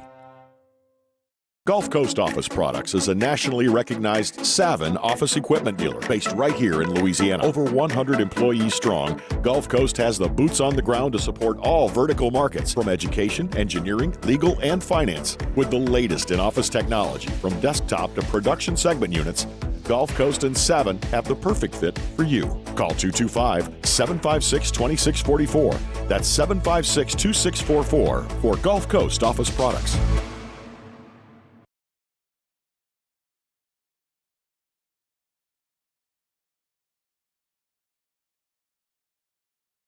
After further review with Matt Moscona, presented by Insurance Network of Louisiana. Call for a free quote to see how much you can save. 293-0450. After further review with Matt Moscona, ESPN Baton Rouge, New Orleans, Alexandria. All right, thanks again to Mikie Mahtook for joining us. Thanks to Ernest Harvey in hour one. If you missed that, man, we talked with him about what he's doing at Camp Moolah down on the Bayou and working out with a guy like Mason Smith. He gave some great perspective on what makes the number one defensive lineman in the country for 2021 so special. So if you missed that, of course, you can get it on YouTube. Just type in After Further Review on YouTube, subscribe, hit the bell, and we are right there. All right, I'm going to get back to your phone calls, texts, emails, tweets here in just a quick second. If you're not familiar, about 6 weeks ago, we did something I called the AFR Town Hall, and I asked you a question point blank. If allowed, would you attend a sporting event in the fall? And there was no agenda. It was literally, like, seriously, it was no agenda. I mean, you know how I feel about it, but it was just me more wanting to get my finger on the pulse of our audience. Because my hypothesis has been a lot of the studies that we've seen about people, their comfort level attending events, have been asking the wrong group. You need to ask people who regularly attend sporting events, not the general population of America. You need to ask the people who actually go to these events. And when we did that, nearly 80%, it was roughly 80% said yes, they would go. 10% said no, they wouldn't. 10% roughly said maybe. We're undecided. And so I wanted to re-ask the question today amid this most recent spike in COVID cases to see how much, if at all, this has changed. And I've told you as well, candidly, I'm going to do this again in about another 6 weeks when we're inside of a month from football season. Whatever it may look like at that point, we're going to do it again at some point. I'm just curious to see what consumer confidence looks like. As of right now, roughly 70% are saying they would go. So basically, there's been about a 9% shift in people who have said prior they would go that are now saying they wouldn't. We're still holding pat on the Twitter poll anyway at about 12% maybe. Now, that's obviously not scientific, but it's a large enough sample of our audience when you're looking at nearly 3,000 votes to kind of give you an indication of what people think. For example, James McCrary on Twitter said, it isn't worth it. Better viewing at home and potential threat of spreading COVID-19. So James said he would not go. Flip side of it is you have someone like Ali Momanzada, who tweeted and said, Matt, I'd go tonight, and I would not wear a mask. Let businesses open fully if they wish to. Allow patrons to frequent them if they wish to. Those who feel unsafe should do what they need to do. 50% capacity in restaurants versus 100% capacity at a grocery store is completely pointless. Again, it's just to illustrate the variety of opinions that people have. And still, overwhelmingly, what I'm seeing from sports fans is that they would attend. Now, it is interesting that there has been a shift to people amid this spike to lower their confidence. And you've seen about a 9% shift in our very unscientific poll. But I will be interested to see if, inevitably, when this spike dips and we level off and people start breathing again and you start to see the NBA and you see Major League Baseball get out there and play, if and how that might change people's confidence then. Let's go to the phones. Kevin is in Destrehan. Kevin, I appreciate your patience, man. Thanks for calling. Go ahead. Hey, Matt. Once again, I will absolutely be in Tiger Stadium. Kevin, did you – I'm sorry to interrupt. Did you call the last time we did this? I did. Okay, remind me your backstory. Well, I mean, I've been a Tiger fan since I was in the womb. Okay. I mean, I'm sitting in my father's tickets that he got when he came back from the war, so, since 1947. Got it. Okay, so, I mean, I've been a Tiger fan forever. How old are you, Kevin, if you don't mind me asking? I'm a year older than your father, and I didn't go to that little sissy school he went to. That's right. I went to Calic High. You can make fun of Brother Martin if you want to. I'm just teasing. No, it's fine. I'm just teasing. But I went to Jesuit, but I probably knew more in the class of 71 at Brother Martin than I did at Jesuit. Got it. Because I grew up right there. Got it. Anyway, yes, I absolutely would go. And the whole thing with this is what they're not stating is, the instances are up. There's more cases now. However, the death rate has come drastically down, and the death rate hasn't risen at all with the big uptick in the contagion rate. Okay, so I think we need to eventually get this around. I mean, the virus is not going away just because people are staying home. It's still going to be out there. Kevin, by the way, to your point, and thank you for the call. I do sincerely appreciate it, and for sharing your thoughts. Sometimes it's just good to hear someone else's voice illustrate something. Our friend Craig Schilling, who's a listener of all of our shows here, mentioned in this tweet, he said, I would still go because deaths are still declining. And that's the point that Kevin just made a moment ago. When you look at the graph from May 5th to today, when you look at the mortality rate, it has been a sharp decline. And this has been a point that I've made often and that Kevin just made as well. And I don't want to start a fight here. That's not my intention. But maybe in having this conversation, it does shed some light for folks that the reality is with a virus, you cannot stop the spread of a virus. It's a literal impossibility. You can't kill a virus. Once you have a virus, it just has to run its course. Think of it like, if you get fever blisters, that's the herpes virus. You can't get rid of it. It just you become symptomatic at different times in your life. It's with you. Once you have it, you hope your body builds up the antibodies to it. That's the idea of herd immunity and so on. But the idea, ideally, is to protect the most vulnerable. And clearly what we've done, and what I continue to applaud Americans, while a lot of the headlines don't seem to coincide, is that we have done collectively a phenomenal job at protecting the most vulnerable in our society. Those who are most vulnerable are staying home. Listen, my hand's in the air. We've talked about it before. As much as I am okay with people going about their lives, I have a child at home that has compromised heart, lungs, immunodeficiency. That don't suit really well with COVID. But we've lived with those issues for 6 years. If it's COVID or RSV or influenza, it's all the same for us. And as COVID has spiked, we've kept Drew home. Only recently, as he started going back to therapies and different things that he does with very strict regimented criteria where rooms are cleaned and there's no one else in the building, we have to take those precautions like a lot of people have. But I think most Americans have taken those precautions, which is why we've seen the mortality rate drop so significantly. You'll never stop the increase in positive tests as long as you keep testing. The real question is, what are the symptoms? Are people surviving, and is our medical infrastructure okay? And in Louisiana, the answer is certainly to the affirmative. We've done a remarkable, I'm dead serious here. Louisiana gets crapped on a lot, y'all, for being dead last in the things you want to be first in and first in the things you want to be last in. This is one of those instances where collectively we've done a damn good job. We have. We've done a good job overwhelmingly at protecting each other and reducing our rating in the hotspot zones, especially considering where we started post Mardi Gras. So, man, I understand Kevin's point. Craig mentioned it as well, and I think collectively we are looking. Some of us are looking at the wrong data. It's not positive tests. As long as you keep testing, you're going to see positive tests. It's what's the result? How symptomatic are people? Are we overwhelming the medical infrastructure? Are people surviving? And a lot of those things have gotten drastically better, and it's not even debatable. They have gotten better in so many parts of our country, and will continue to get better. So anyway, again, like I mentioned, I'm not trying to sit here and start a debate on all that stuff. My purpose in asking the question today is literally just to get a feeling for how you feel, because ultimately I'm one person. Collectively, you're the consumer, and you'll make that decision if you'll attend sporting events if allowed. And I'm curious what those numbers are going to look like.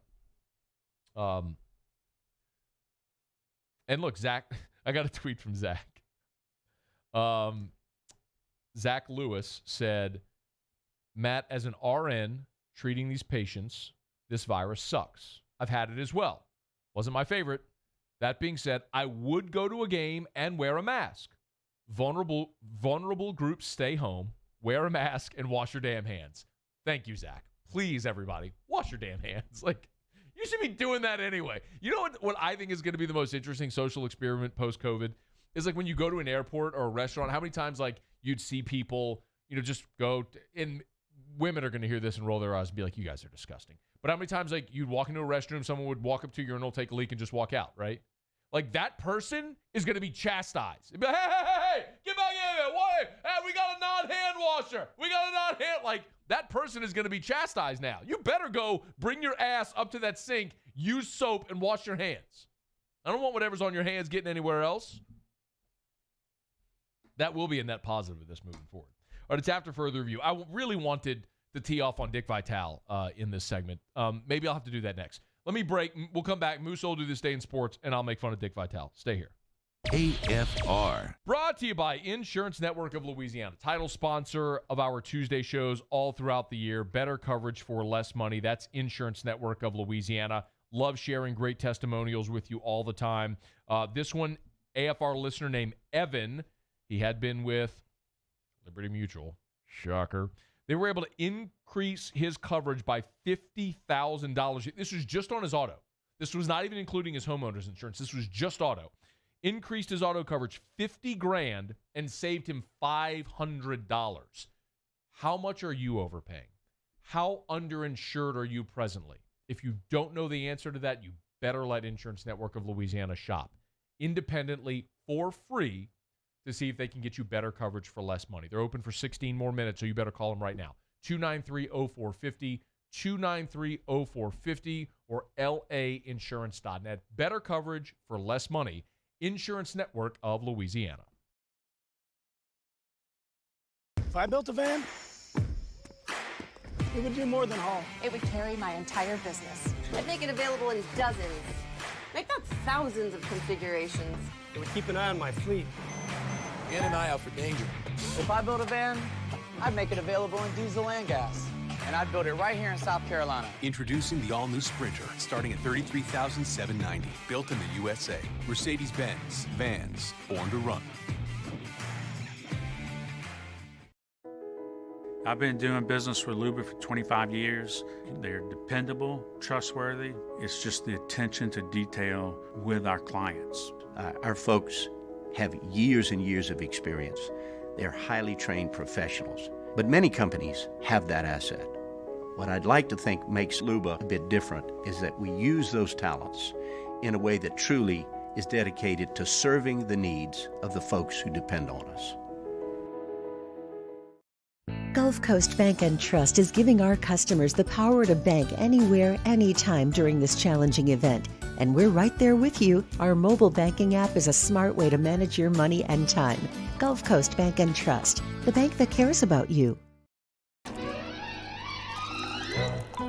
Le posso offrire un caffè? Le posso offrire un caffè? Andiamo insieme da me, non c'è.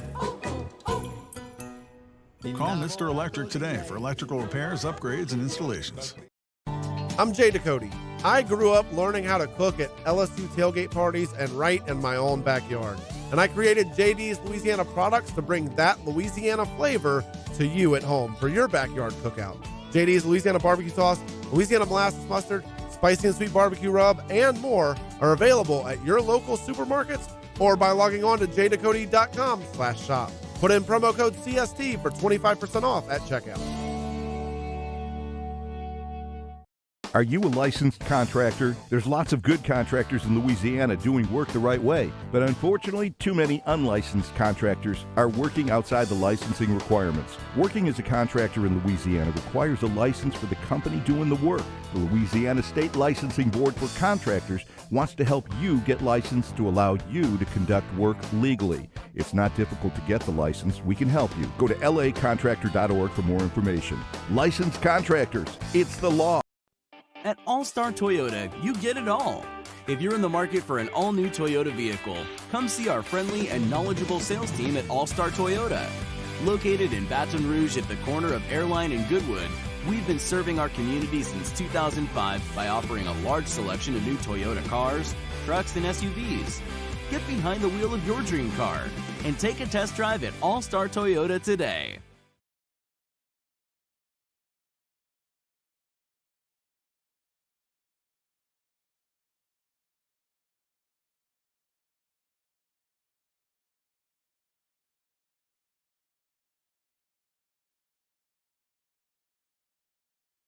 Presented by Insurance Network of Louisiana. Call for a free quote to see how much you can save. 293-0450. After further review with Matt Moscona, ESPN Baton Rouge, New Orleans, Alexandria.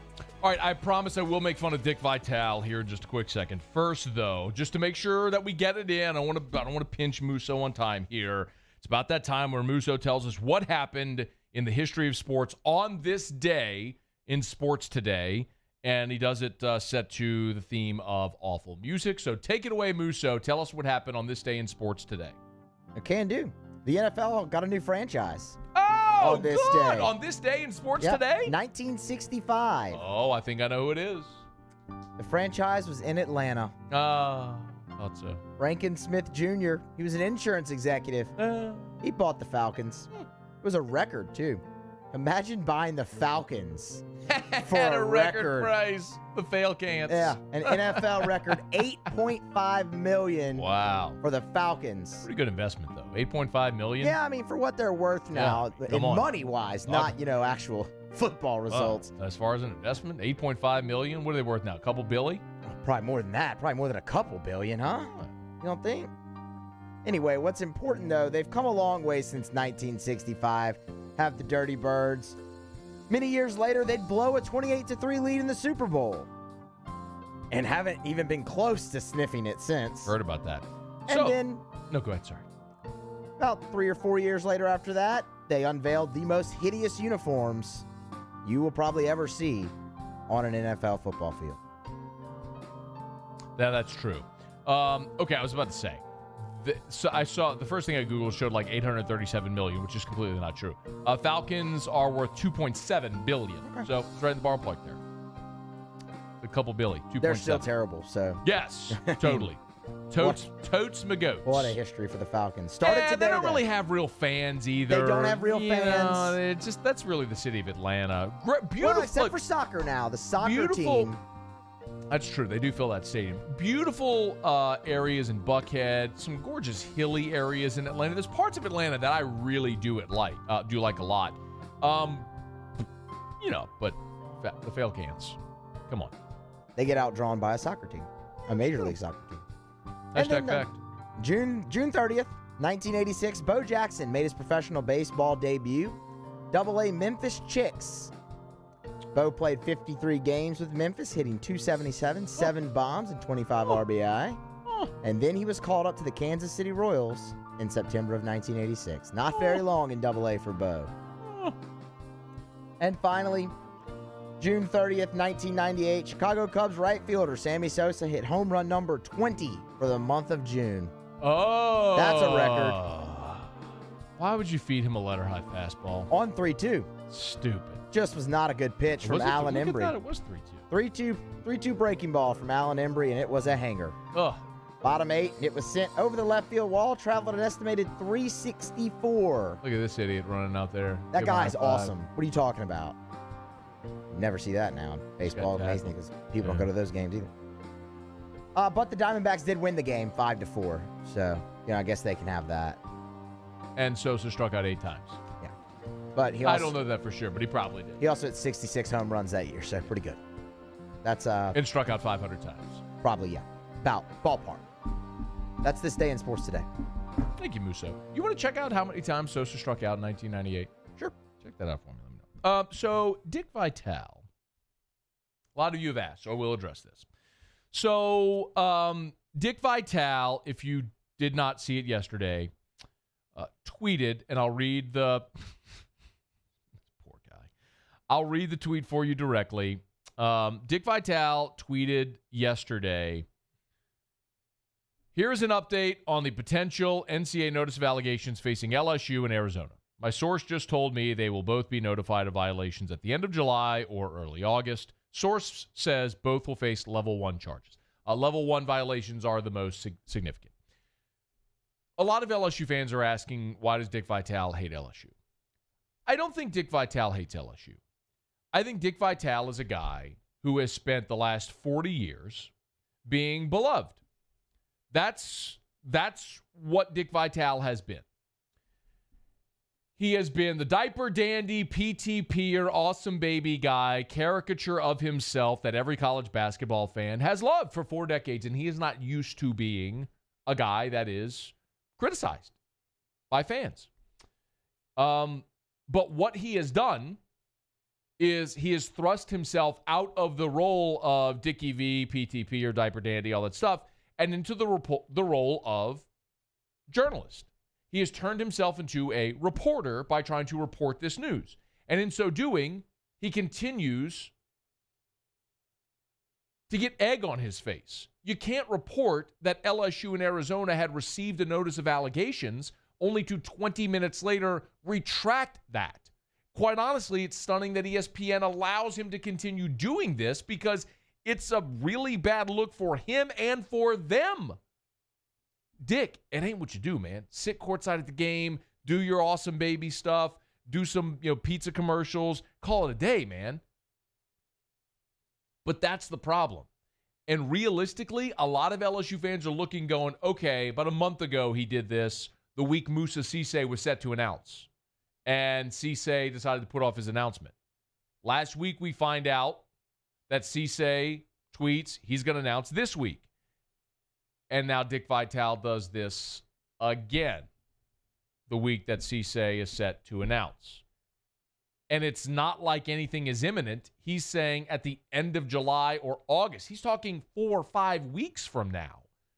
Why now? Like, how can you not question the timing? In my opinion, it's not that Dick Vitale hates LSU. I don't think that's the case. I think he is a guy that is not used to being criticized, and even at 80 years old, that is scarring him, and so he doesn't know how to react, and he is lashing out on social media as an 80-year-old man at LSU fans on Twitter. And it's just an awful look. I can't believe that he is tarnishing an otherwise pristine career reputation over something so petty.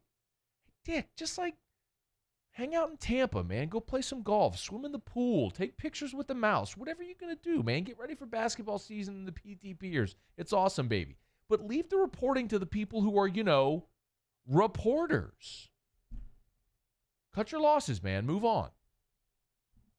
And Cisse's still going to pick LSU. Hour 3 of AFR coming up next. AFR. Brought to you by the Aesthetic Medicine and Anti-Aging Clinics of Louisiana. Bluebonnet in Baton Rouge, Ambassador Caffrey in Lafayette, and online at theantiagingclinics.com. If you're not feeling like yourself, maybe you wake up in the morning, you're tired. 5 o'clock comes, all you want to do when you get home is plop down on the couch and veg out. You'd like to get to the gym, but you're just not motivated. Or you get to the gym and you just don't see results. It's tougher to lose weight. That's natural. Happens to literally every human. We all, as we age, produce less of the hormones that contribute to how we feel. And that happens at a different rate in every single person. If any of those symptoms feel like you, get to the Aesthetic Medicine and Anti-Aging Clinics of Louisiana. Let them do a testosterone or hormone level check to see if they can safely supplement you and affordably to get you feeling like your younger self. TheAntiAgingClinics.com. Are you a licensed contractor? There's lots of good contractors in Louisiana doing work the right way, but unfortunately, too many unlicensed contractors are working outside the licensing requirements. Working as a contractor in Louisiana requires a license for the company doing the work. The Louisiana State Licensing Board for Contractors wants to help you get licensed to allow you to conduct work legally. It's not difficult to get the license. We can help you. Go to lacontractor.org for more information. Licensed contractors, it's the law. At All-Star Toyota, you get it all. If you're in the market for an all-new Toyota vehicle, come see our friendly and knowledgeable sales team at All-Star Toyota. Located in Baton Rouge at the corner of Airline and Goodwood, we've been serving our community since 2005 by offering a large selection of new Toyota cars, trucks, and SUVs. Get behind the wheel of your dream car and take a test drive at All-Star Toyota today.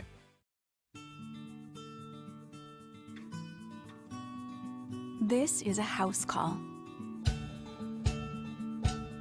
This is a follow-up appointment.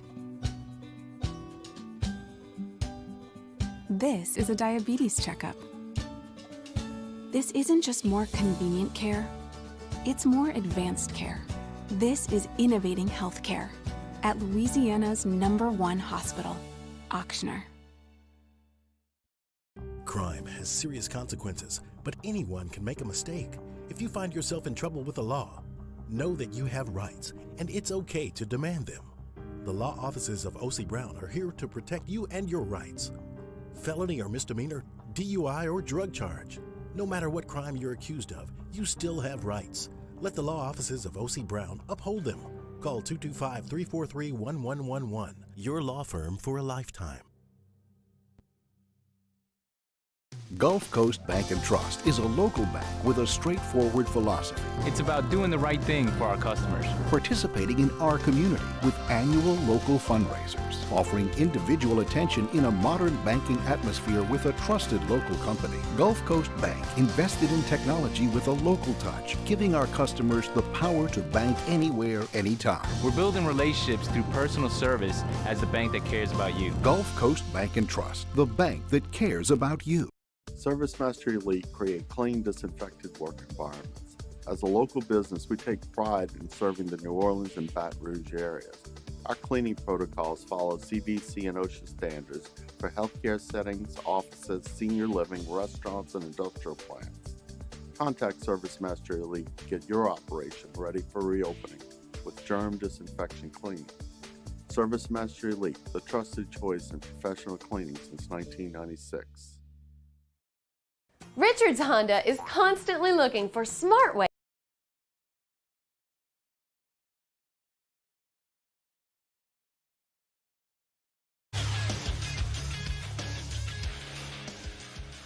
All right, final hour of AFR here on a Tuesday, coming at you in about 50 seconds. What we long expected concerning minor league baseball is now official, and that is that the 2020 minor league baseball season will not happen. It is officially canceled.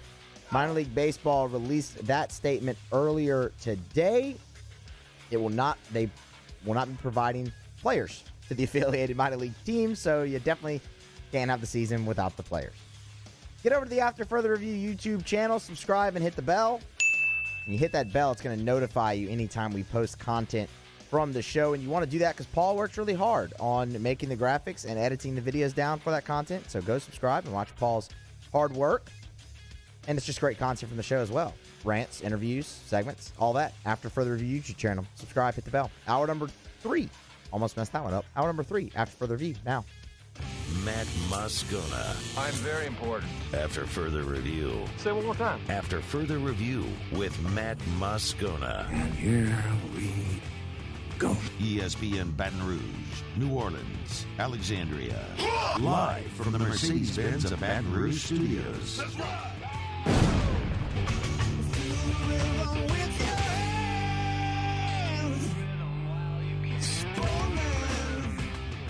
Hour 3, off we go. Welcome aboard. Glad you're with us. AFR, presented by Insurance Network of Louisiana. I'm Matt. This is Shaq O'Neal, and I hate Matt. Paul O'Neal. They're chanting Paul O'Neal's name. And Musso. We're here. Glad you are as well. Get out there, make it a good one. Sammy Sosa did, in fact, lead the league in strikeouts in 1998. More than Mark McGwire. Who, by the way, also played in the NL, Musso. Yeah, well, okay. They both played in the same division. NL Central. Cubs, Cardinals. I know. It's kind of a well-known baseball thing, baseball guy. Well-known rivalry. I don't know why, but I was just like, oh, Mark McGwire, athletics, and that wasn't right at that time. These are the conversations we have off air in the breaks. It is. 171. Nobody knows that's what we're talking about. 171 Ks for Sosa. So, glad to have you aboard with us here. We will continue a reaction for our AFR Town Hall. If you're just joining us, did it about 6 weeks ago, and we asked you if you were allowed, would you go to a sporting event this fall? Roughly 80% said yes. 10% said no. 10% said not sure. The numbers right now, so I wanted to do it again to see how many people might have changed their mind amid this recent spike that we've had. And the numbers are similar, but we've definitely seen a shift by about 9% toward the no's. So as it stands right now, 69.8% of the people on our Twitter poll, and we've got 3,240 replies on the Twitter poll, or answers on the Twitter poll. Right at 70%, 70.1% say yes, they would attend. 18.1% say no. 11.8% say maybe. So the shift has been 8% as it stands right now. 8% less on the yes, but still 70% saying yes, they would attend, which is just still an overwhelming number. And it continues to prove what my point was you got to ask the people that would normally attend events. Would they go? You can't just say we're going to go ask sports fans or we're going to poll Americans. You have to poll people that are sports fans that go to events and ask them if they would go. And that's going to give you a much better indication of how many people would be in venues if, in fact, you do open up venues. And overwhelmingly, they're telling you, yeah, they'd still go. So we're going to do it again. I've told you, I would love to take your reaction. And this, in particular, if you're someone who has changed your mind, either thought you were a maybe before and now you're a yes or a no. If you were a yes before and now you're a no, I'd love to hear from you as to why.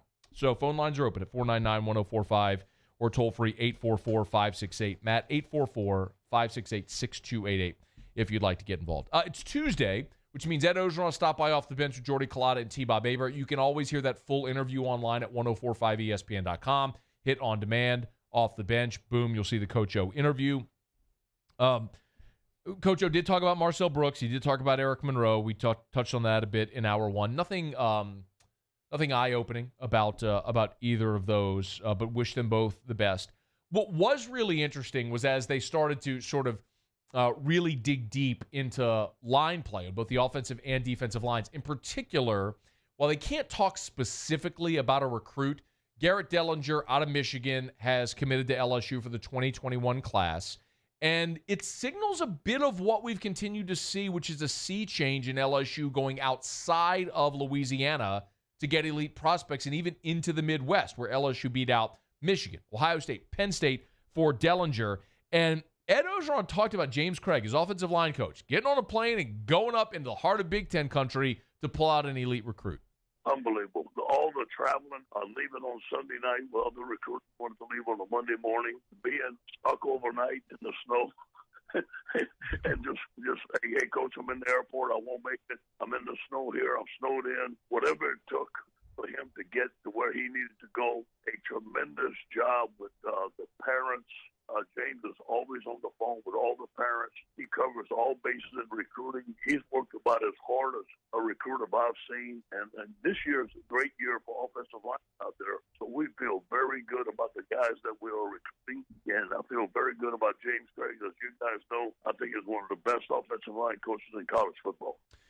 James Craig is one of those guys on staff that has been spectacular both as an on-field technician, as evidenced by what the offensive line did this past year for LSU, going from maligned in 2018 to literally the best offensive line in college football in 2019. And he's shown that he is equally as proficient on the recruiting trail.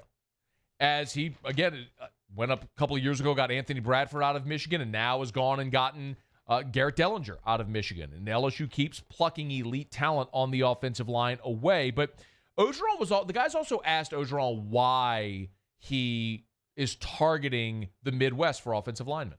That's what most of the linemen come up. Offensive linemen came up. We looked at the guys in the draft, the guys that were having success.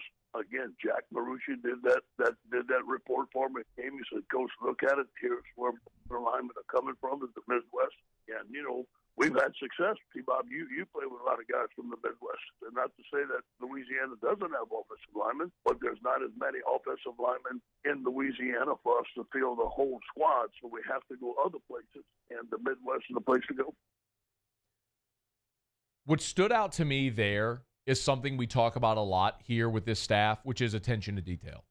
Like, remember a couple of weeks ago when Ed Orgeron in that interview, like during the shutdown, they were going week by week as if it were game week, the staff was, and they were preparing as if it were game week for that opponent. Like, as if they were playing Auburn on that Saturday, and they were game planning like they were playing them. So that way, when November rolls around and they're actually playing Auburn, they will have the scouting report from May or June that they can bring back and then modify based on what they've seen in the season. The attention to detail that they have is the thing that continues to stand out above all else, above coaching decisions, above allocation, above talent, recruiting, everything. It's just the fact that no stone is left unturned, and that attention to detail is why LSU, in my opinion, has been able to maximize their staff, their talent, all that stuff. This is another example of that. All right, we're going to recruit. Well, let's not just rely on recruiting rankings. Jack Marucci is going to file a full report on where the best offensive line talent is coming out of in signing classes and then getting to the NFL. And he's basically spotlighted these hot spots in the Midwest and said, that's where you got to go. This is where the guys that are getting to the next level, this is where they're coming from. So now LSU's going to recruit there. And lo and behold, you go get Garrett Dellinger out of Michigan. And listen, when you look at LSU's offensive linemen, they got 12 scholarship offensive linemen for 2020. 3 from Louisiana, 3 from Texas, 2 from Florida, 1 from Mississippi, 1 from Michigan, 1 from Ohio, and then Liam Shanahan, the grad transfer from Massachusetts. Of your 12, only a quarter of them are from Louisiana. Only 3 of your scholarship offensive linemen are from Louisiana. 9 are from outside of the state. 75% of your scholarship offensive linemen are from outside of Louisiana. Ed's not feeding you a line of bull. He's telling you straight up, like, Louisiana produces some good linemen, but not enough for us to field an entire unit of offensive linemen with kids from Louisiana. We got to go elsewhere.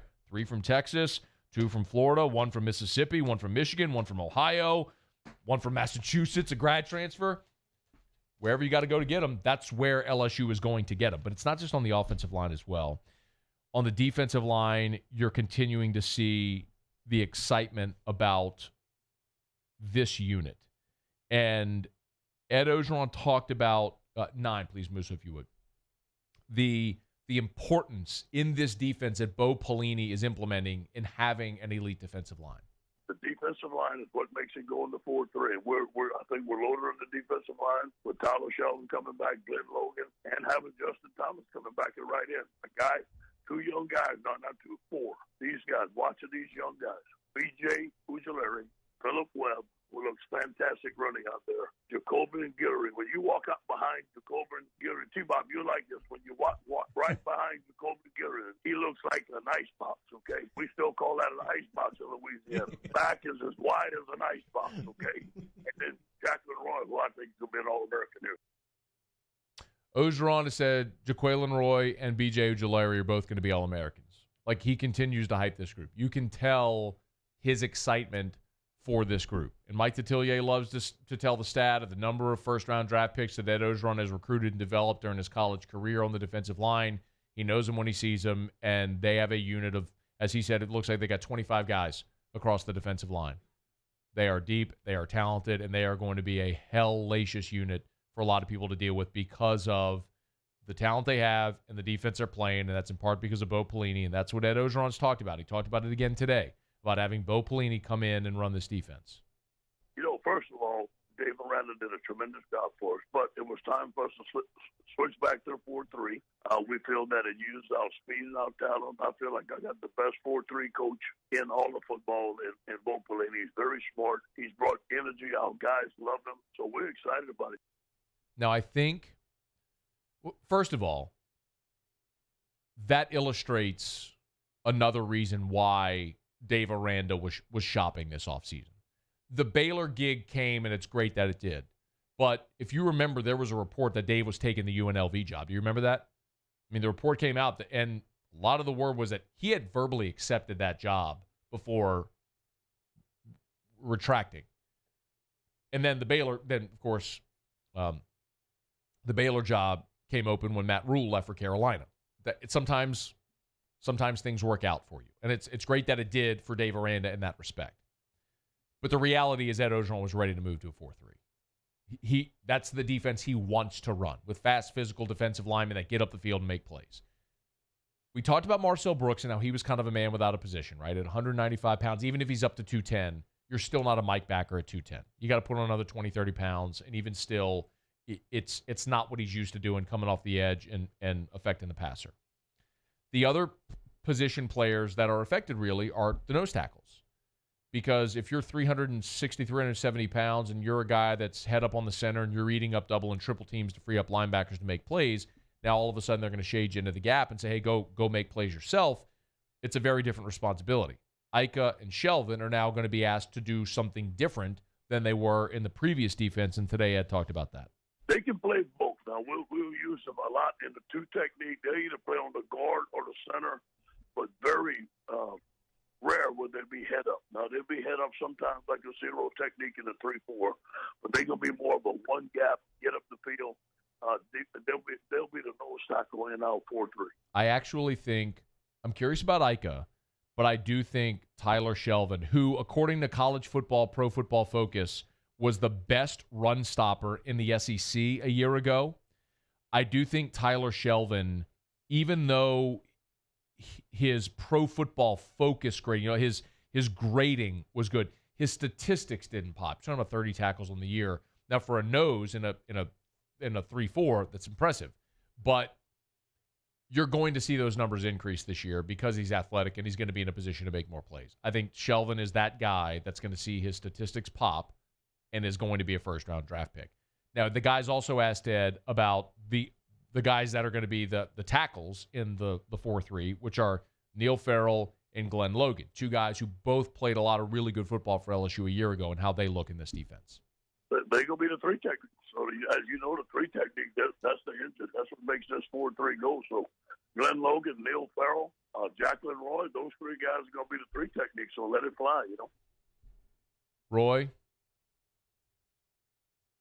Farrell, Logan, you're looking at a Ika, Shelvin. You are looking at a fast, deep, athletic defensive line. And I know we've talked about it a lot this offseason, and most of us are just ready to see how it's going to look on the field. And that's one of the disappointing things about not getting spring football. But the thing that was the hallmark of LSU's defenses, and yes, the DBU moniker, but LSU had a string of a decade where they had a defensive lineman taken in the NFL draft every year for a decade. Nobody else matched that. They were producing defensive linemen in the NFL at a rate unlike anybody else in the country from the time Nick Saban was in Baton Rouge until around the 2012, 2013 range. And then it was like they turned the spigot off. And it feels like this year, for the first time, it's going to look like it did when you had Dorsey, and even beyond that, when you go Lavallee and guys like Kyle Williams and Drake Nevis and Claude Roden, and LSU was just churning out All-Americans on the defensive line and guys that were taken in the NFL draft. It feels like you're on the brink of doing that again. And that's really, really exciting because, as we've talked about, the spot where LSU had become deficient, it wasn't because quarterback play wasn't elite. It wasn't because they didn't have talent on the outside or skill guys at receivers or running backs. We know that LSU had that. Where they were deficient was you go to Tuscaloosa with Leonard Fournette and he runs 16 times for 30 yards because you can't move their defensive line. Well, LSU's is starting to look like that. And that's a really exciting thing. All right, it's after further review. I'm late. Quick break. We'll come back. Stick around, AFR. AFR. Brought to you by Carriages in Bocage. CarriagesBR.com. You can shop them online or go see our friends at Carriages in Bocage. Go see Will and all the gang over there. What an awesome selection. It's like every time I go in, it's like they're still unpacking boxes for summer because it's never ending. It's that time of year where it's time to remake and make over your summer wardrobe. They've got brand new swimsuits from Peter Millar. Go check them out. Maybe you want that sport coat or that dress shirt, the combo even. They've got amazing combos from Jack Victor and Eaton brand shirts. I wore out to dinner this weekend with Erica. Wore an Eaton shirt when we went to dinner. Johnny O brand for the polos, the Peter Millar performance gear. You'll find it all at Carriages in Bocage. The best selection, and they'll always give you great deals as well at Carriages in Bocage. Tell Will and all the staff over there that you heard about it here on After Further Review. Tell them Matt sent you in. Of course, they'll take great care of you at Carriages in Bocage or online, carriagesbr.com. Richards Honda is constantly looking for smart ways to make things easier for you. So we created our buy from home option. It's the easiest, most convenient way to shop for a car, all from the comforts and safety of your own home. Just log on to richardshonda.com, click on the buy from home button, and with a few simple steps, your new or pre-owned car will be ready for pickup or delivered right to your door. It's fast, easy, and smart. Try it today at richardshonda.com. Crime has serious consequences, but anyone can make a mistake. If you find yourself in trouble with the law, know that you have rights, and it's okay to demand them. The law offices of O.C. Brown are here to protect you and your rights. Felony or misdemeanor, DUI or drug charge. No matter what crime you're accused of, you still have rights. Let the law offices of O.C. Brown uphold them. Call 225-343-1111. Your law firm for a lifetime. To all of our heroes working on the front lines of this COVID-19 pandemic, your bravery and selflessness represent the very best of us, and we want to say thank you. I'm asking everyone around the state to join me in celebrating the heroism of our healthcare professionals on the 19th of every month at 1900 hours, that's 7 p.m. Write a note of appreciation, make plans to donate to charitable organizations, or say a prayer. To learn more, visit 19thanks.org. Thank you, and God bless. If I built a van,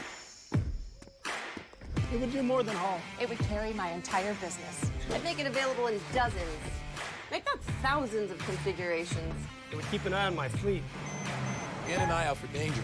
If I built a van, I'd make it available in diesel and gas. And I'd build it right here in South Carolina. Introducing the all-new Sprinter, starting at $33,790. Built in the USA. Mercedes-Benz. Vans. Born to run.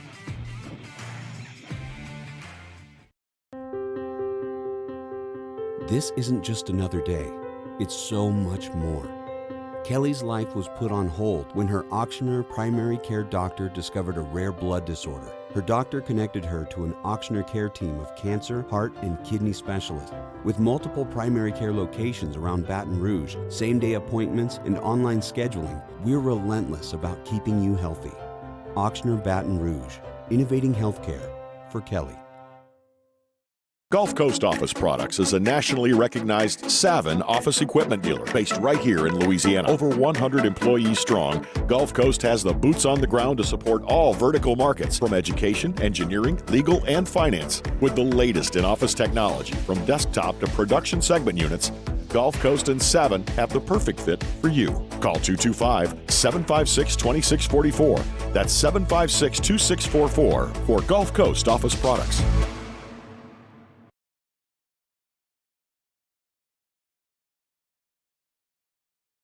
After further review with Matt Moscona, presented by Insurance Network of Louisiana. Call for a free quote to see how much you can save. 293-0450. After further review with Matt Moscona, ESPN Baton Rouge, New Orleans, Alexandria. I'm glad you're rolling along with us here. We're brought to you by Insurance Network of Louisiana, kind of our town hall. Been asking the question all day. If allowed, same question we asked about 6 weeks ago. If allowed, would you attend a sporting event in the fall? Getting a lot of your reactions. This is one from on Twitter. Some guy he put, "It's not worth it to add the hassle. All the normal BS of a live event: traffic, parking, then no tailgating, hours of a mask. If being responsible, test before or after.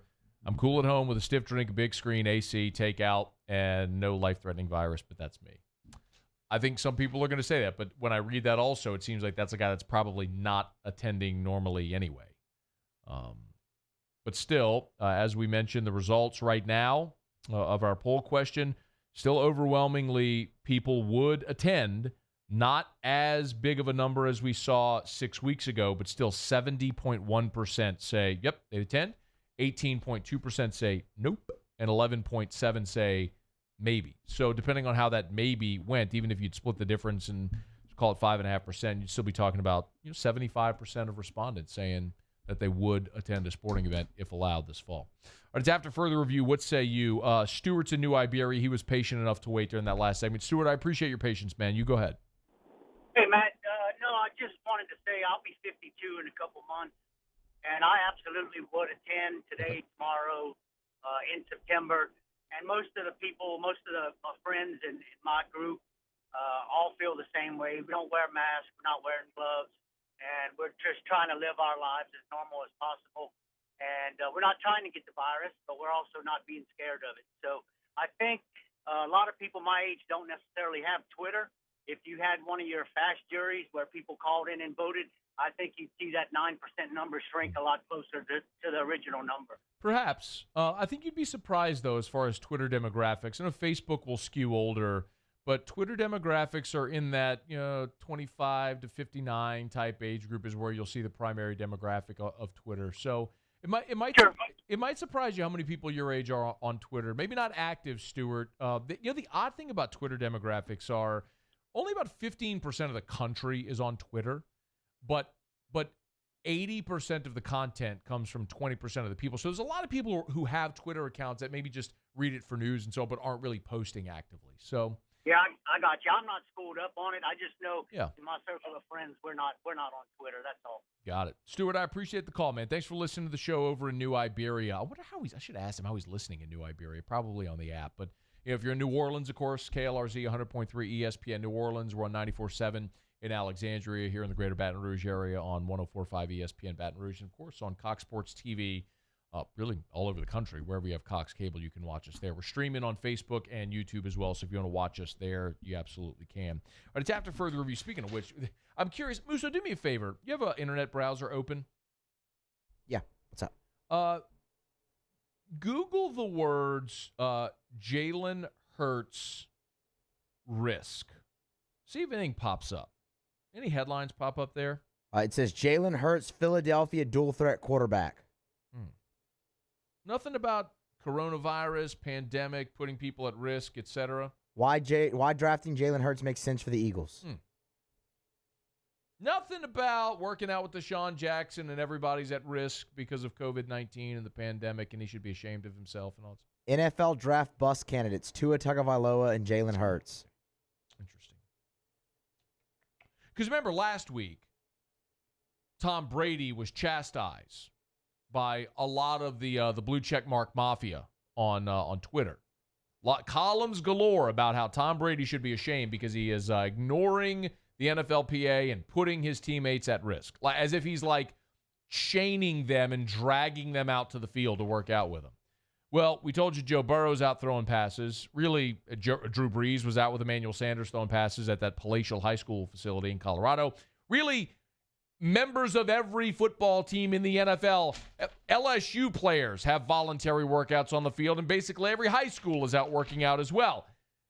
Yeah, we're not hearing anything from the blue checkmark mafia. They just decided they were going to go in on Tom Brady. Well, Jalen Hurts and Deshaun Jackson are working out together in Florida, and Jalen Hurts posted pictures on his Instagram story of the workout with Deshaun Jackson. So, Musso, do me a favor, just keep an eye out. Make sure you're monitoring all social media and all search engines for all of the columns that are sure to follow from the angry blue checkmark mafia that are going to criticize Jalen Hurts like they did Tom Brady for putting his teammates at risk for working out during this time. I'd be happy to. Okay, thank you. Make sure you let me know when that happens. Come on, man. Like, you do realize that if you're COVID-free and you go throw a football, you're not just going to catch it from catching a football. Come on, man. All right, it's after further review. Glad you're with us here. You can tweet the show at Matt Moscona, at 1045 ESPN. Hey, Twitter world. Just jump at the Bayou Ford Huddle on the 104.5 Baton Rouge app. Facebook, YouTube, lots of ways you can watch the show. We appreciate you for being here with us. You can comment there as well, either on Facebook Live or on the YouTube Live as well at the 104.5 ESPN Baton Rouge on YouTube. A couple other things I want to get to here on the show today. I do want to get more of your responses on the AFR Town Hall, and lines are open if you want to join us at 499-1045, 499-1045, or toll-free 844-568-MATT, 844-568-6288. The other quarterback news, of course, this week in the NFL has to do with former Patriots Tom Brady's former employer, the Patriots, who this week, of course, signed Cam Newton. Ron Rivera, former Bears linebacker, who's now the coach of the Redskins and formerly of the Carolina Panthers, who drafted Cam Newton, was on 670 The Score in Chicago and talked about Cam.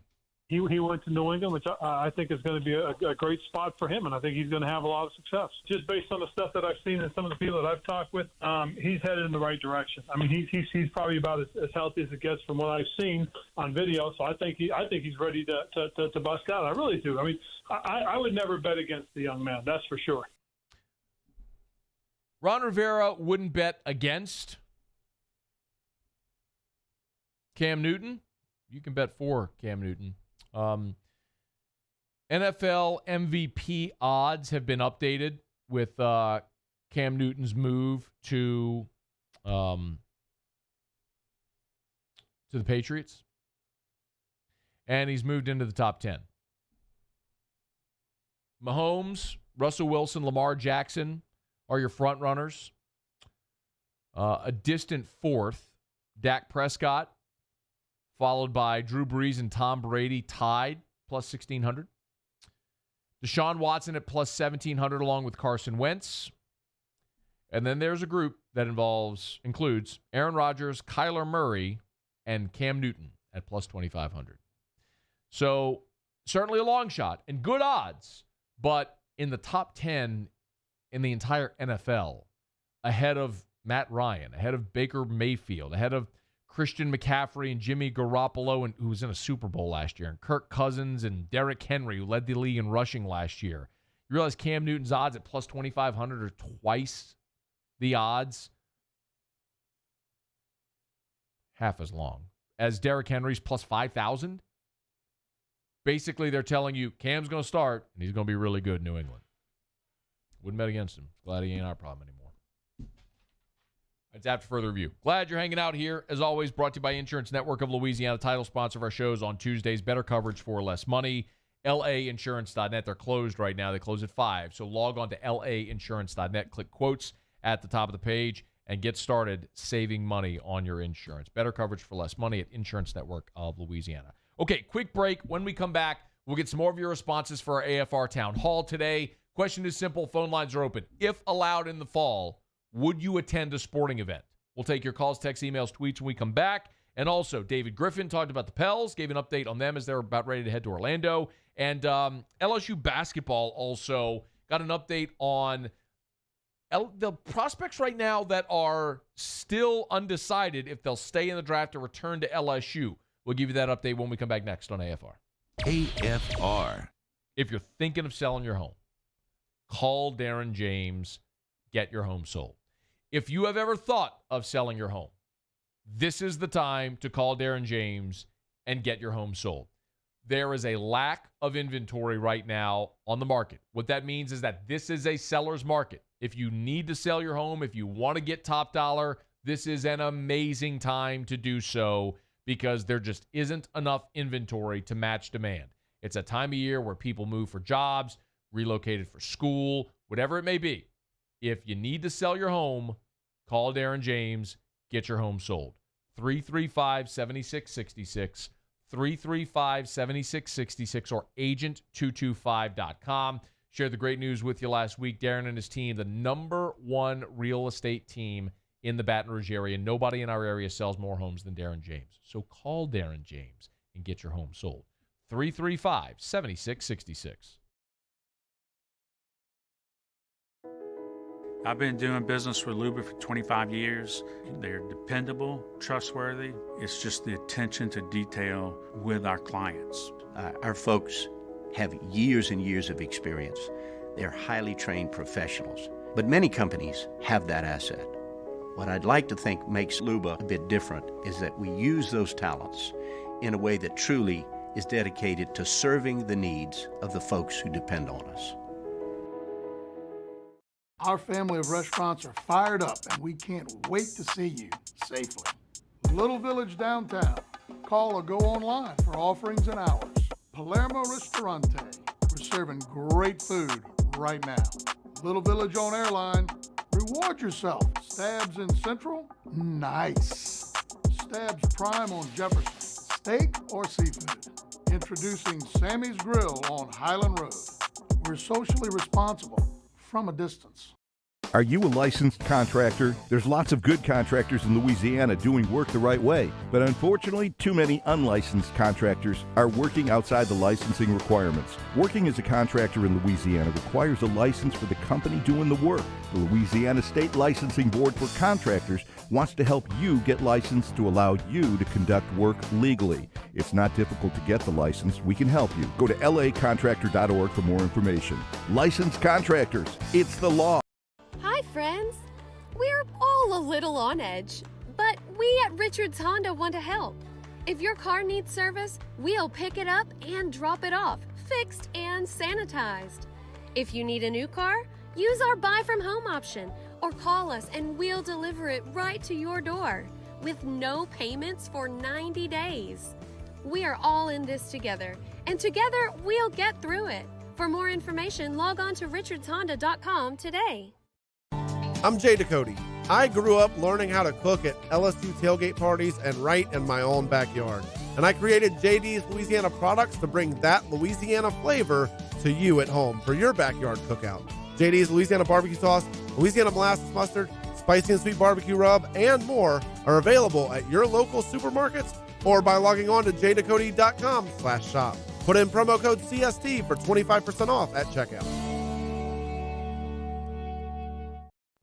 At All-Star Toyota, you get it all. If you're in the market for an all-new Toyota vehicle, come see our friendly and knowledgeable sales team at All-Star Toyota. Located in Baton Rouge at the corner of Airline and Goodwood, we've been serving our community since 2005 by offering a large selection of new Toyota cars, trucks, and SUVs. Get behind the wheel of your dream car and take a test drive at All-Star Toyota today.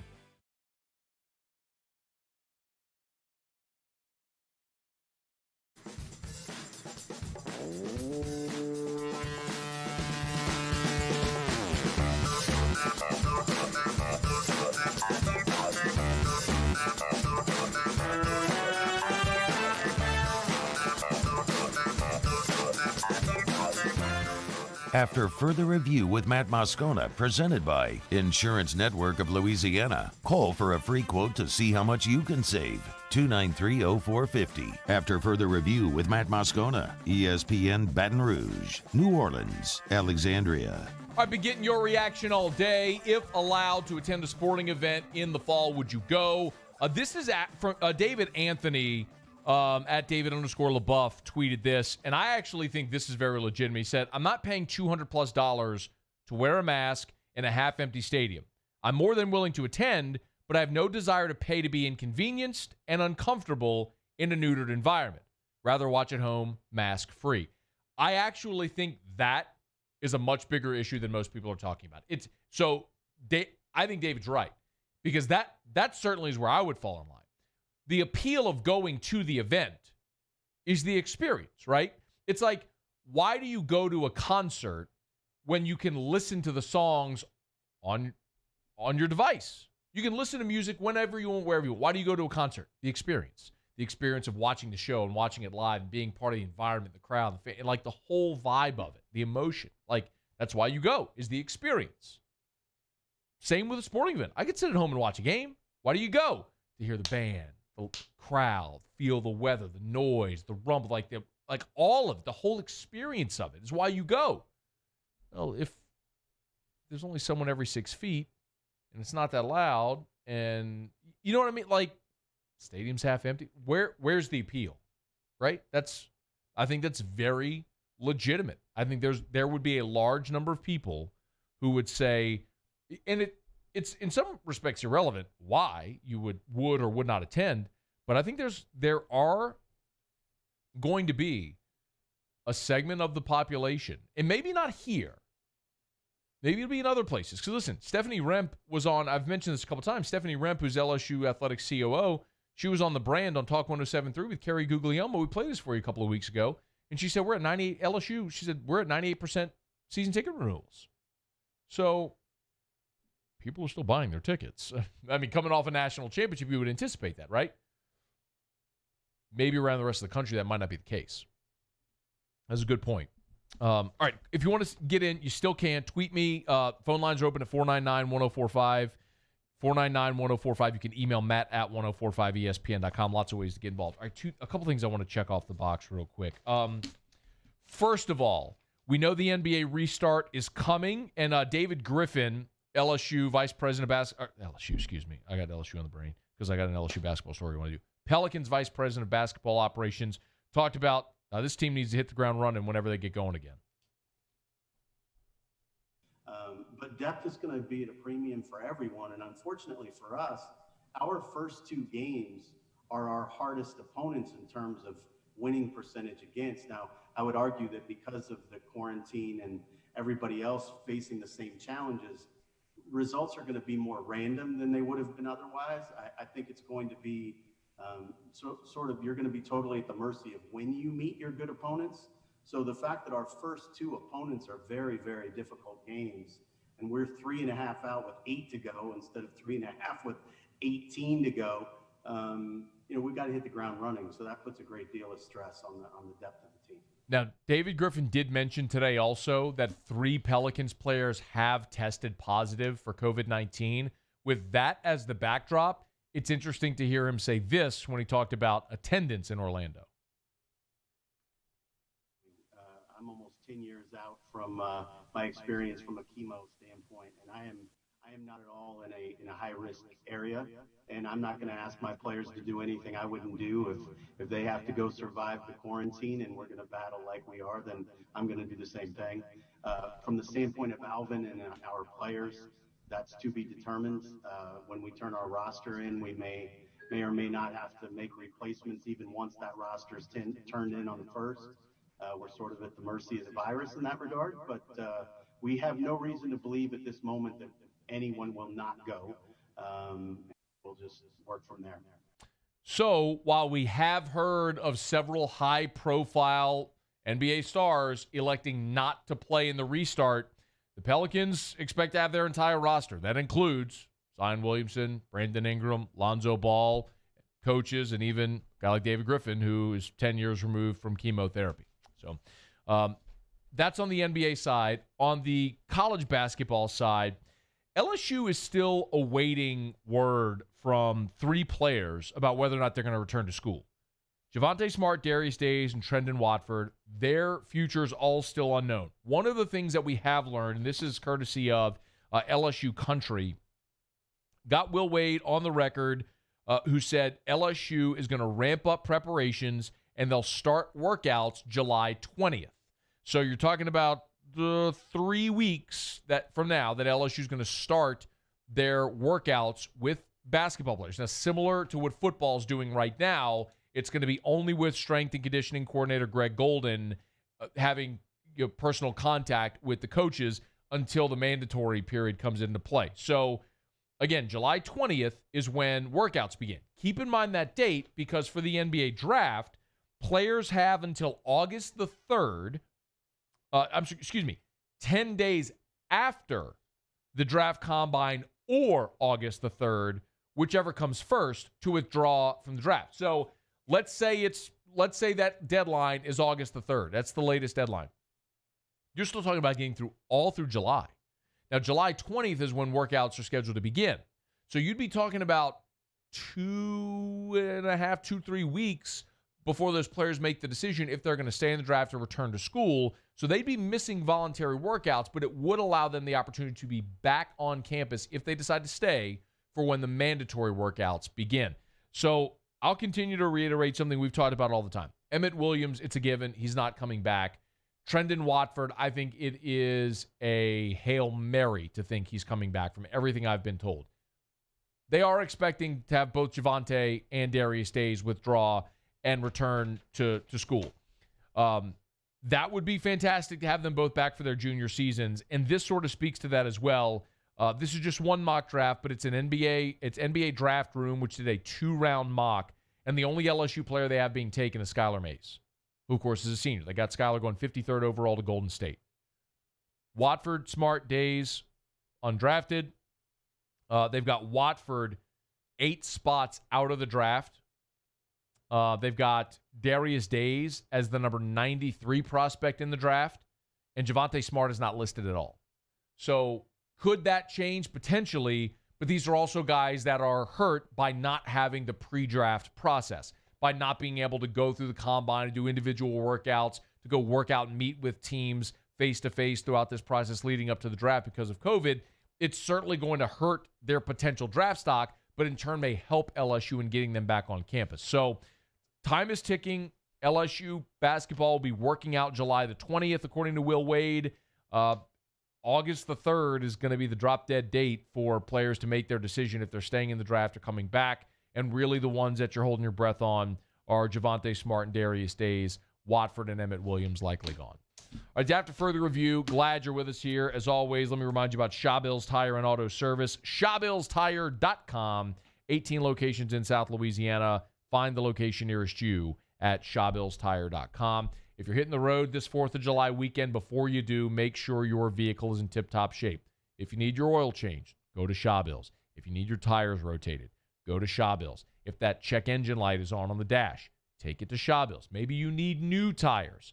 Shawbills. Name brand tires at wholesale prices and bumper-to-bumper auto service. They've been treating you like family for more than 50 years. Find the location nearest you at ShawbillsTire.com.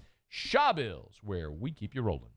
All right, y'all, let me knock out our final break of the show. We'll come back, wrap up with Best Person in Sports and what we learned. Glad you're hanging out on a Tuesday here on AFR, presented by Insurance Network of Louisiana.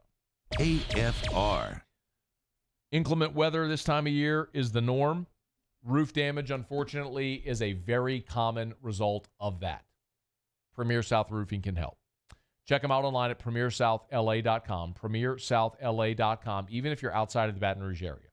Premier South Roofing services Baton Rouge, Lafayette, and the North Shore. There are a lot of businesses that can hammer shingles and nail shingles onto your roof.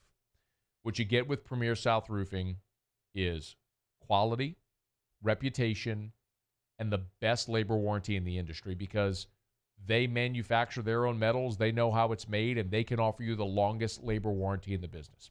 It's Premier South Roofing. They're online at premiersouthla.com. premiersouthla.com. Check them out, see pictures of their work, read reviews. PremierSouthLA.com. Baton Rouge, Lafayette, North Shore. A roof repair, roof replacement, or roof cleaning, Premier South Roofing. Divorce is hard. Divorce is messy. Divorce is exhausting. The law offices of O.C. Brown walked me through my divorce and helped me find the right solution for me, my kids, my finances, and my property. Call the law offices of O.C. Brown, your law firm for a lifetime. Hi, this is Chance Inman, President and Chief Operating Officer for Janney King Gulf Coast. Here are some ways to protect yourself and those around you from the coronavirus. Wash your hands often and thoroughly. Cover coughs and sneezes with your elbow. Disinfect high-touch surfaces regularly. Use non-contact methods for greeting others. And avoid touching your face. Following these steps, as well as social distancing, should help all of us stay healthy. Janney King, the king of clean. If I built a van, it would do more than haul. It would carry my entire business. I'd make it available in dozens. Make that thousands of configurations. It would keep an eye on my fleet. And an eye out for danger. If I built a van, I'd make it available in diesel and gas. And I'd build it right here in South Carolina. Introducing the all-new Sprinter, starting at $33,790. Built in the USA. Mercedes-Benz. Vans. Born to run. When you want the best of Louisiana, you don't go to a superstore. We know what we like, and we like it local. Same goes for banking. As one of Louisiana's largest local banks, we offer homegrown services crafted around you. Gulf Coast Bank, the bank that cares about you.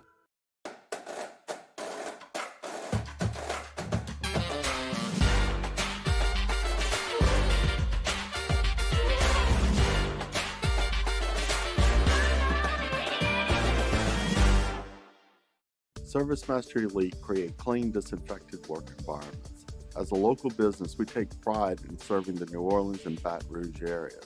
Our cleaning protocols follow CDC and OSHA standards for healthcare settings, offices, senior living, restaurants, and industrial plants. Contact ServiceMaster Elite to get your operation ready for reopening with germ disinfection cleaning. ServiceMaster Elite, the trusted choice in professional cleaning since 1996.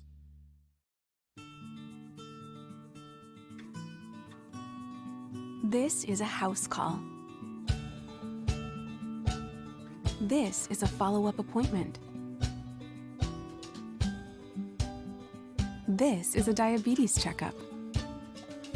This isn't just more convenient care, it's more advanced care. This is innovating healthcare at Louisiana's #1 hospital, Ochsner. Visit Bayou Ford for a new 2020 Ford F-150 for only $30,400 with 0% for 72 months. And all new Bayou Ford vehicles come with a 1 million mile powertrain warranty. The crew at Bayou Ford is going to do right by you.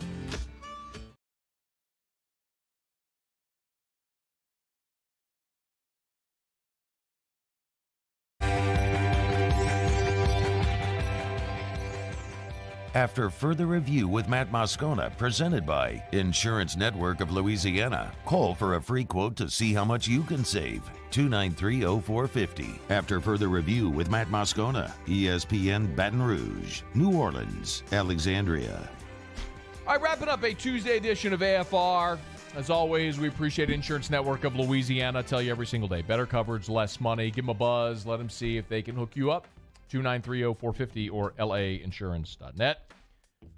We will get to what we learned in just a quick second. Love to do best person in sports, and in a rare occurrence, I'm actually going to salute the NFL. Regardless of why they chose to do this, the net result is ultimately going to be, in my opinion, very positive. But the NFL has organized what they're calling the NFL Helmet Challenge.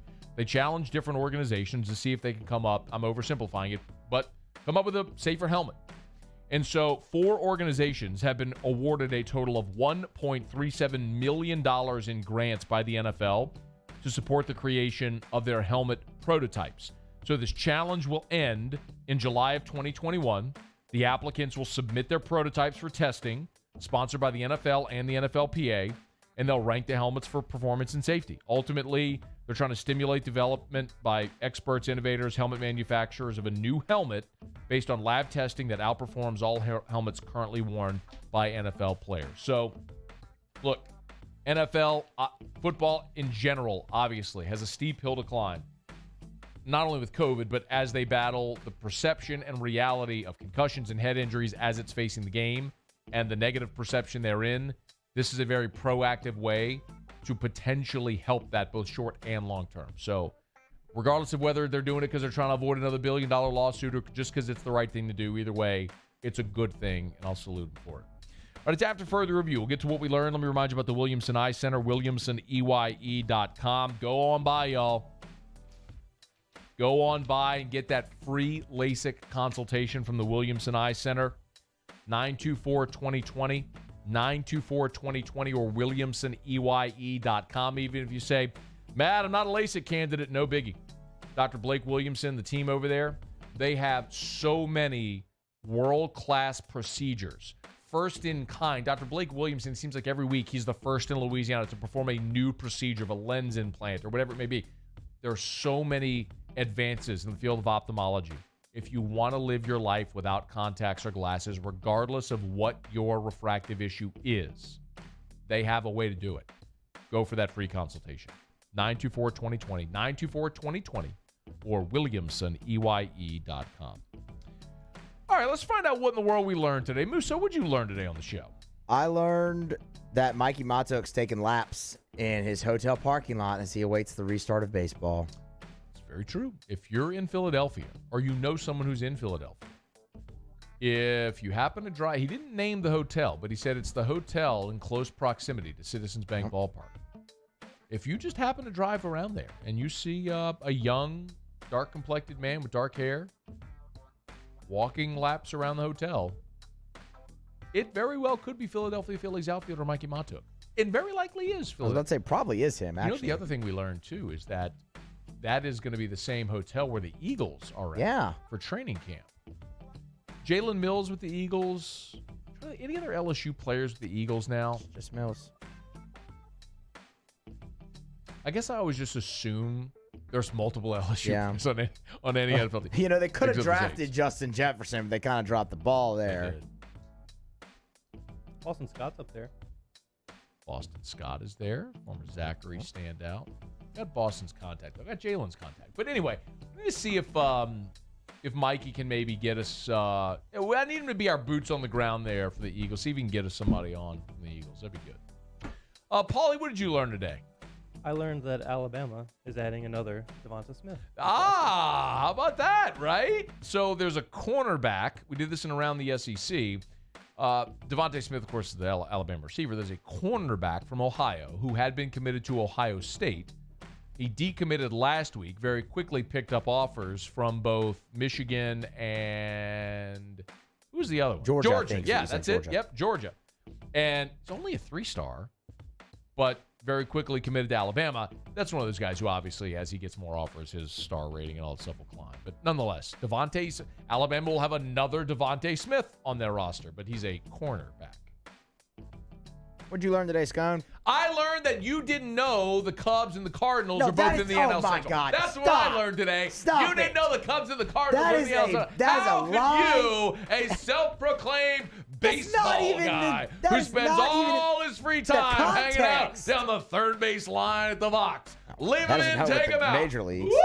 Woo! And you don't even know that the Cubs and the Cardinals, an historic rivalry. That's so Two false. of the most historic franchises in all of baseball. Even if the Cubs are a miserable franchise that for a century were known as the lovable losers because they couldn't win a damn thing, still, you didn't even know they were in the NL Central. That is incredibly false. You didn't even know the Cardinals were in the NL. What are you talking about? You said Mark McGwire. Paul. Didn't he say that McGwire and Sosa weren't even in the same leagues? Not at one point they weren't. No, Paul. We were talking about 1998 because in this day in sports, you brought up Sosa hitting his 20th homer in June. You are spinning this. You are so spinning this. Then we started talking my about that gosh. year and the fact that Sosa struck out the most. And I told you that Sosa led the league in strikeouts. And you said McGuire. And I said, it's not going to be McGuire because he didn't strike out as much.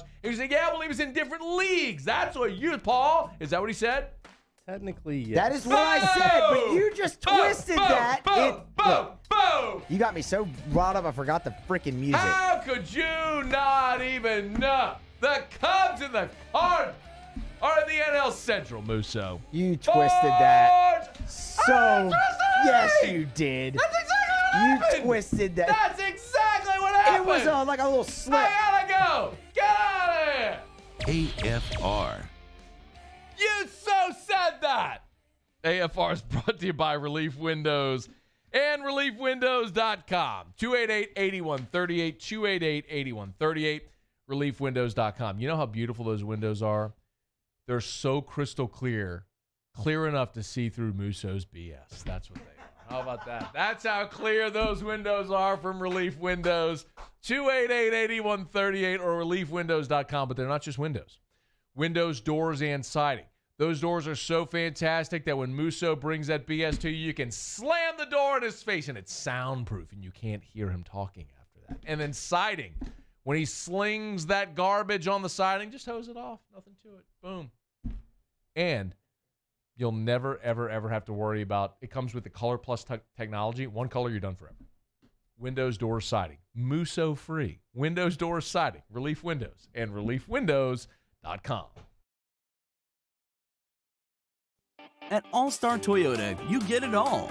If you're in the market for an all-new Toyota vehicle, come see our friendly and knowledgeable sales team at All-Star Toyota. Located in Baton Rouge at the corner of Airline and Goodwood, we've been serving our community since 2005 by offering a large selection of new Toyota cars, trucks, and SUVs. Get behind the wheel of your dream car and take a test drive at All-Star Toyota today.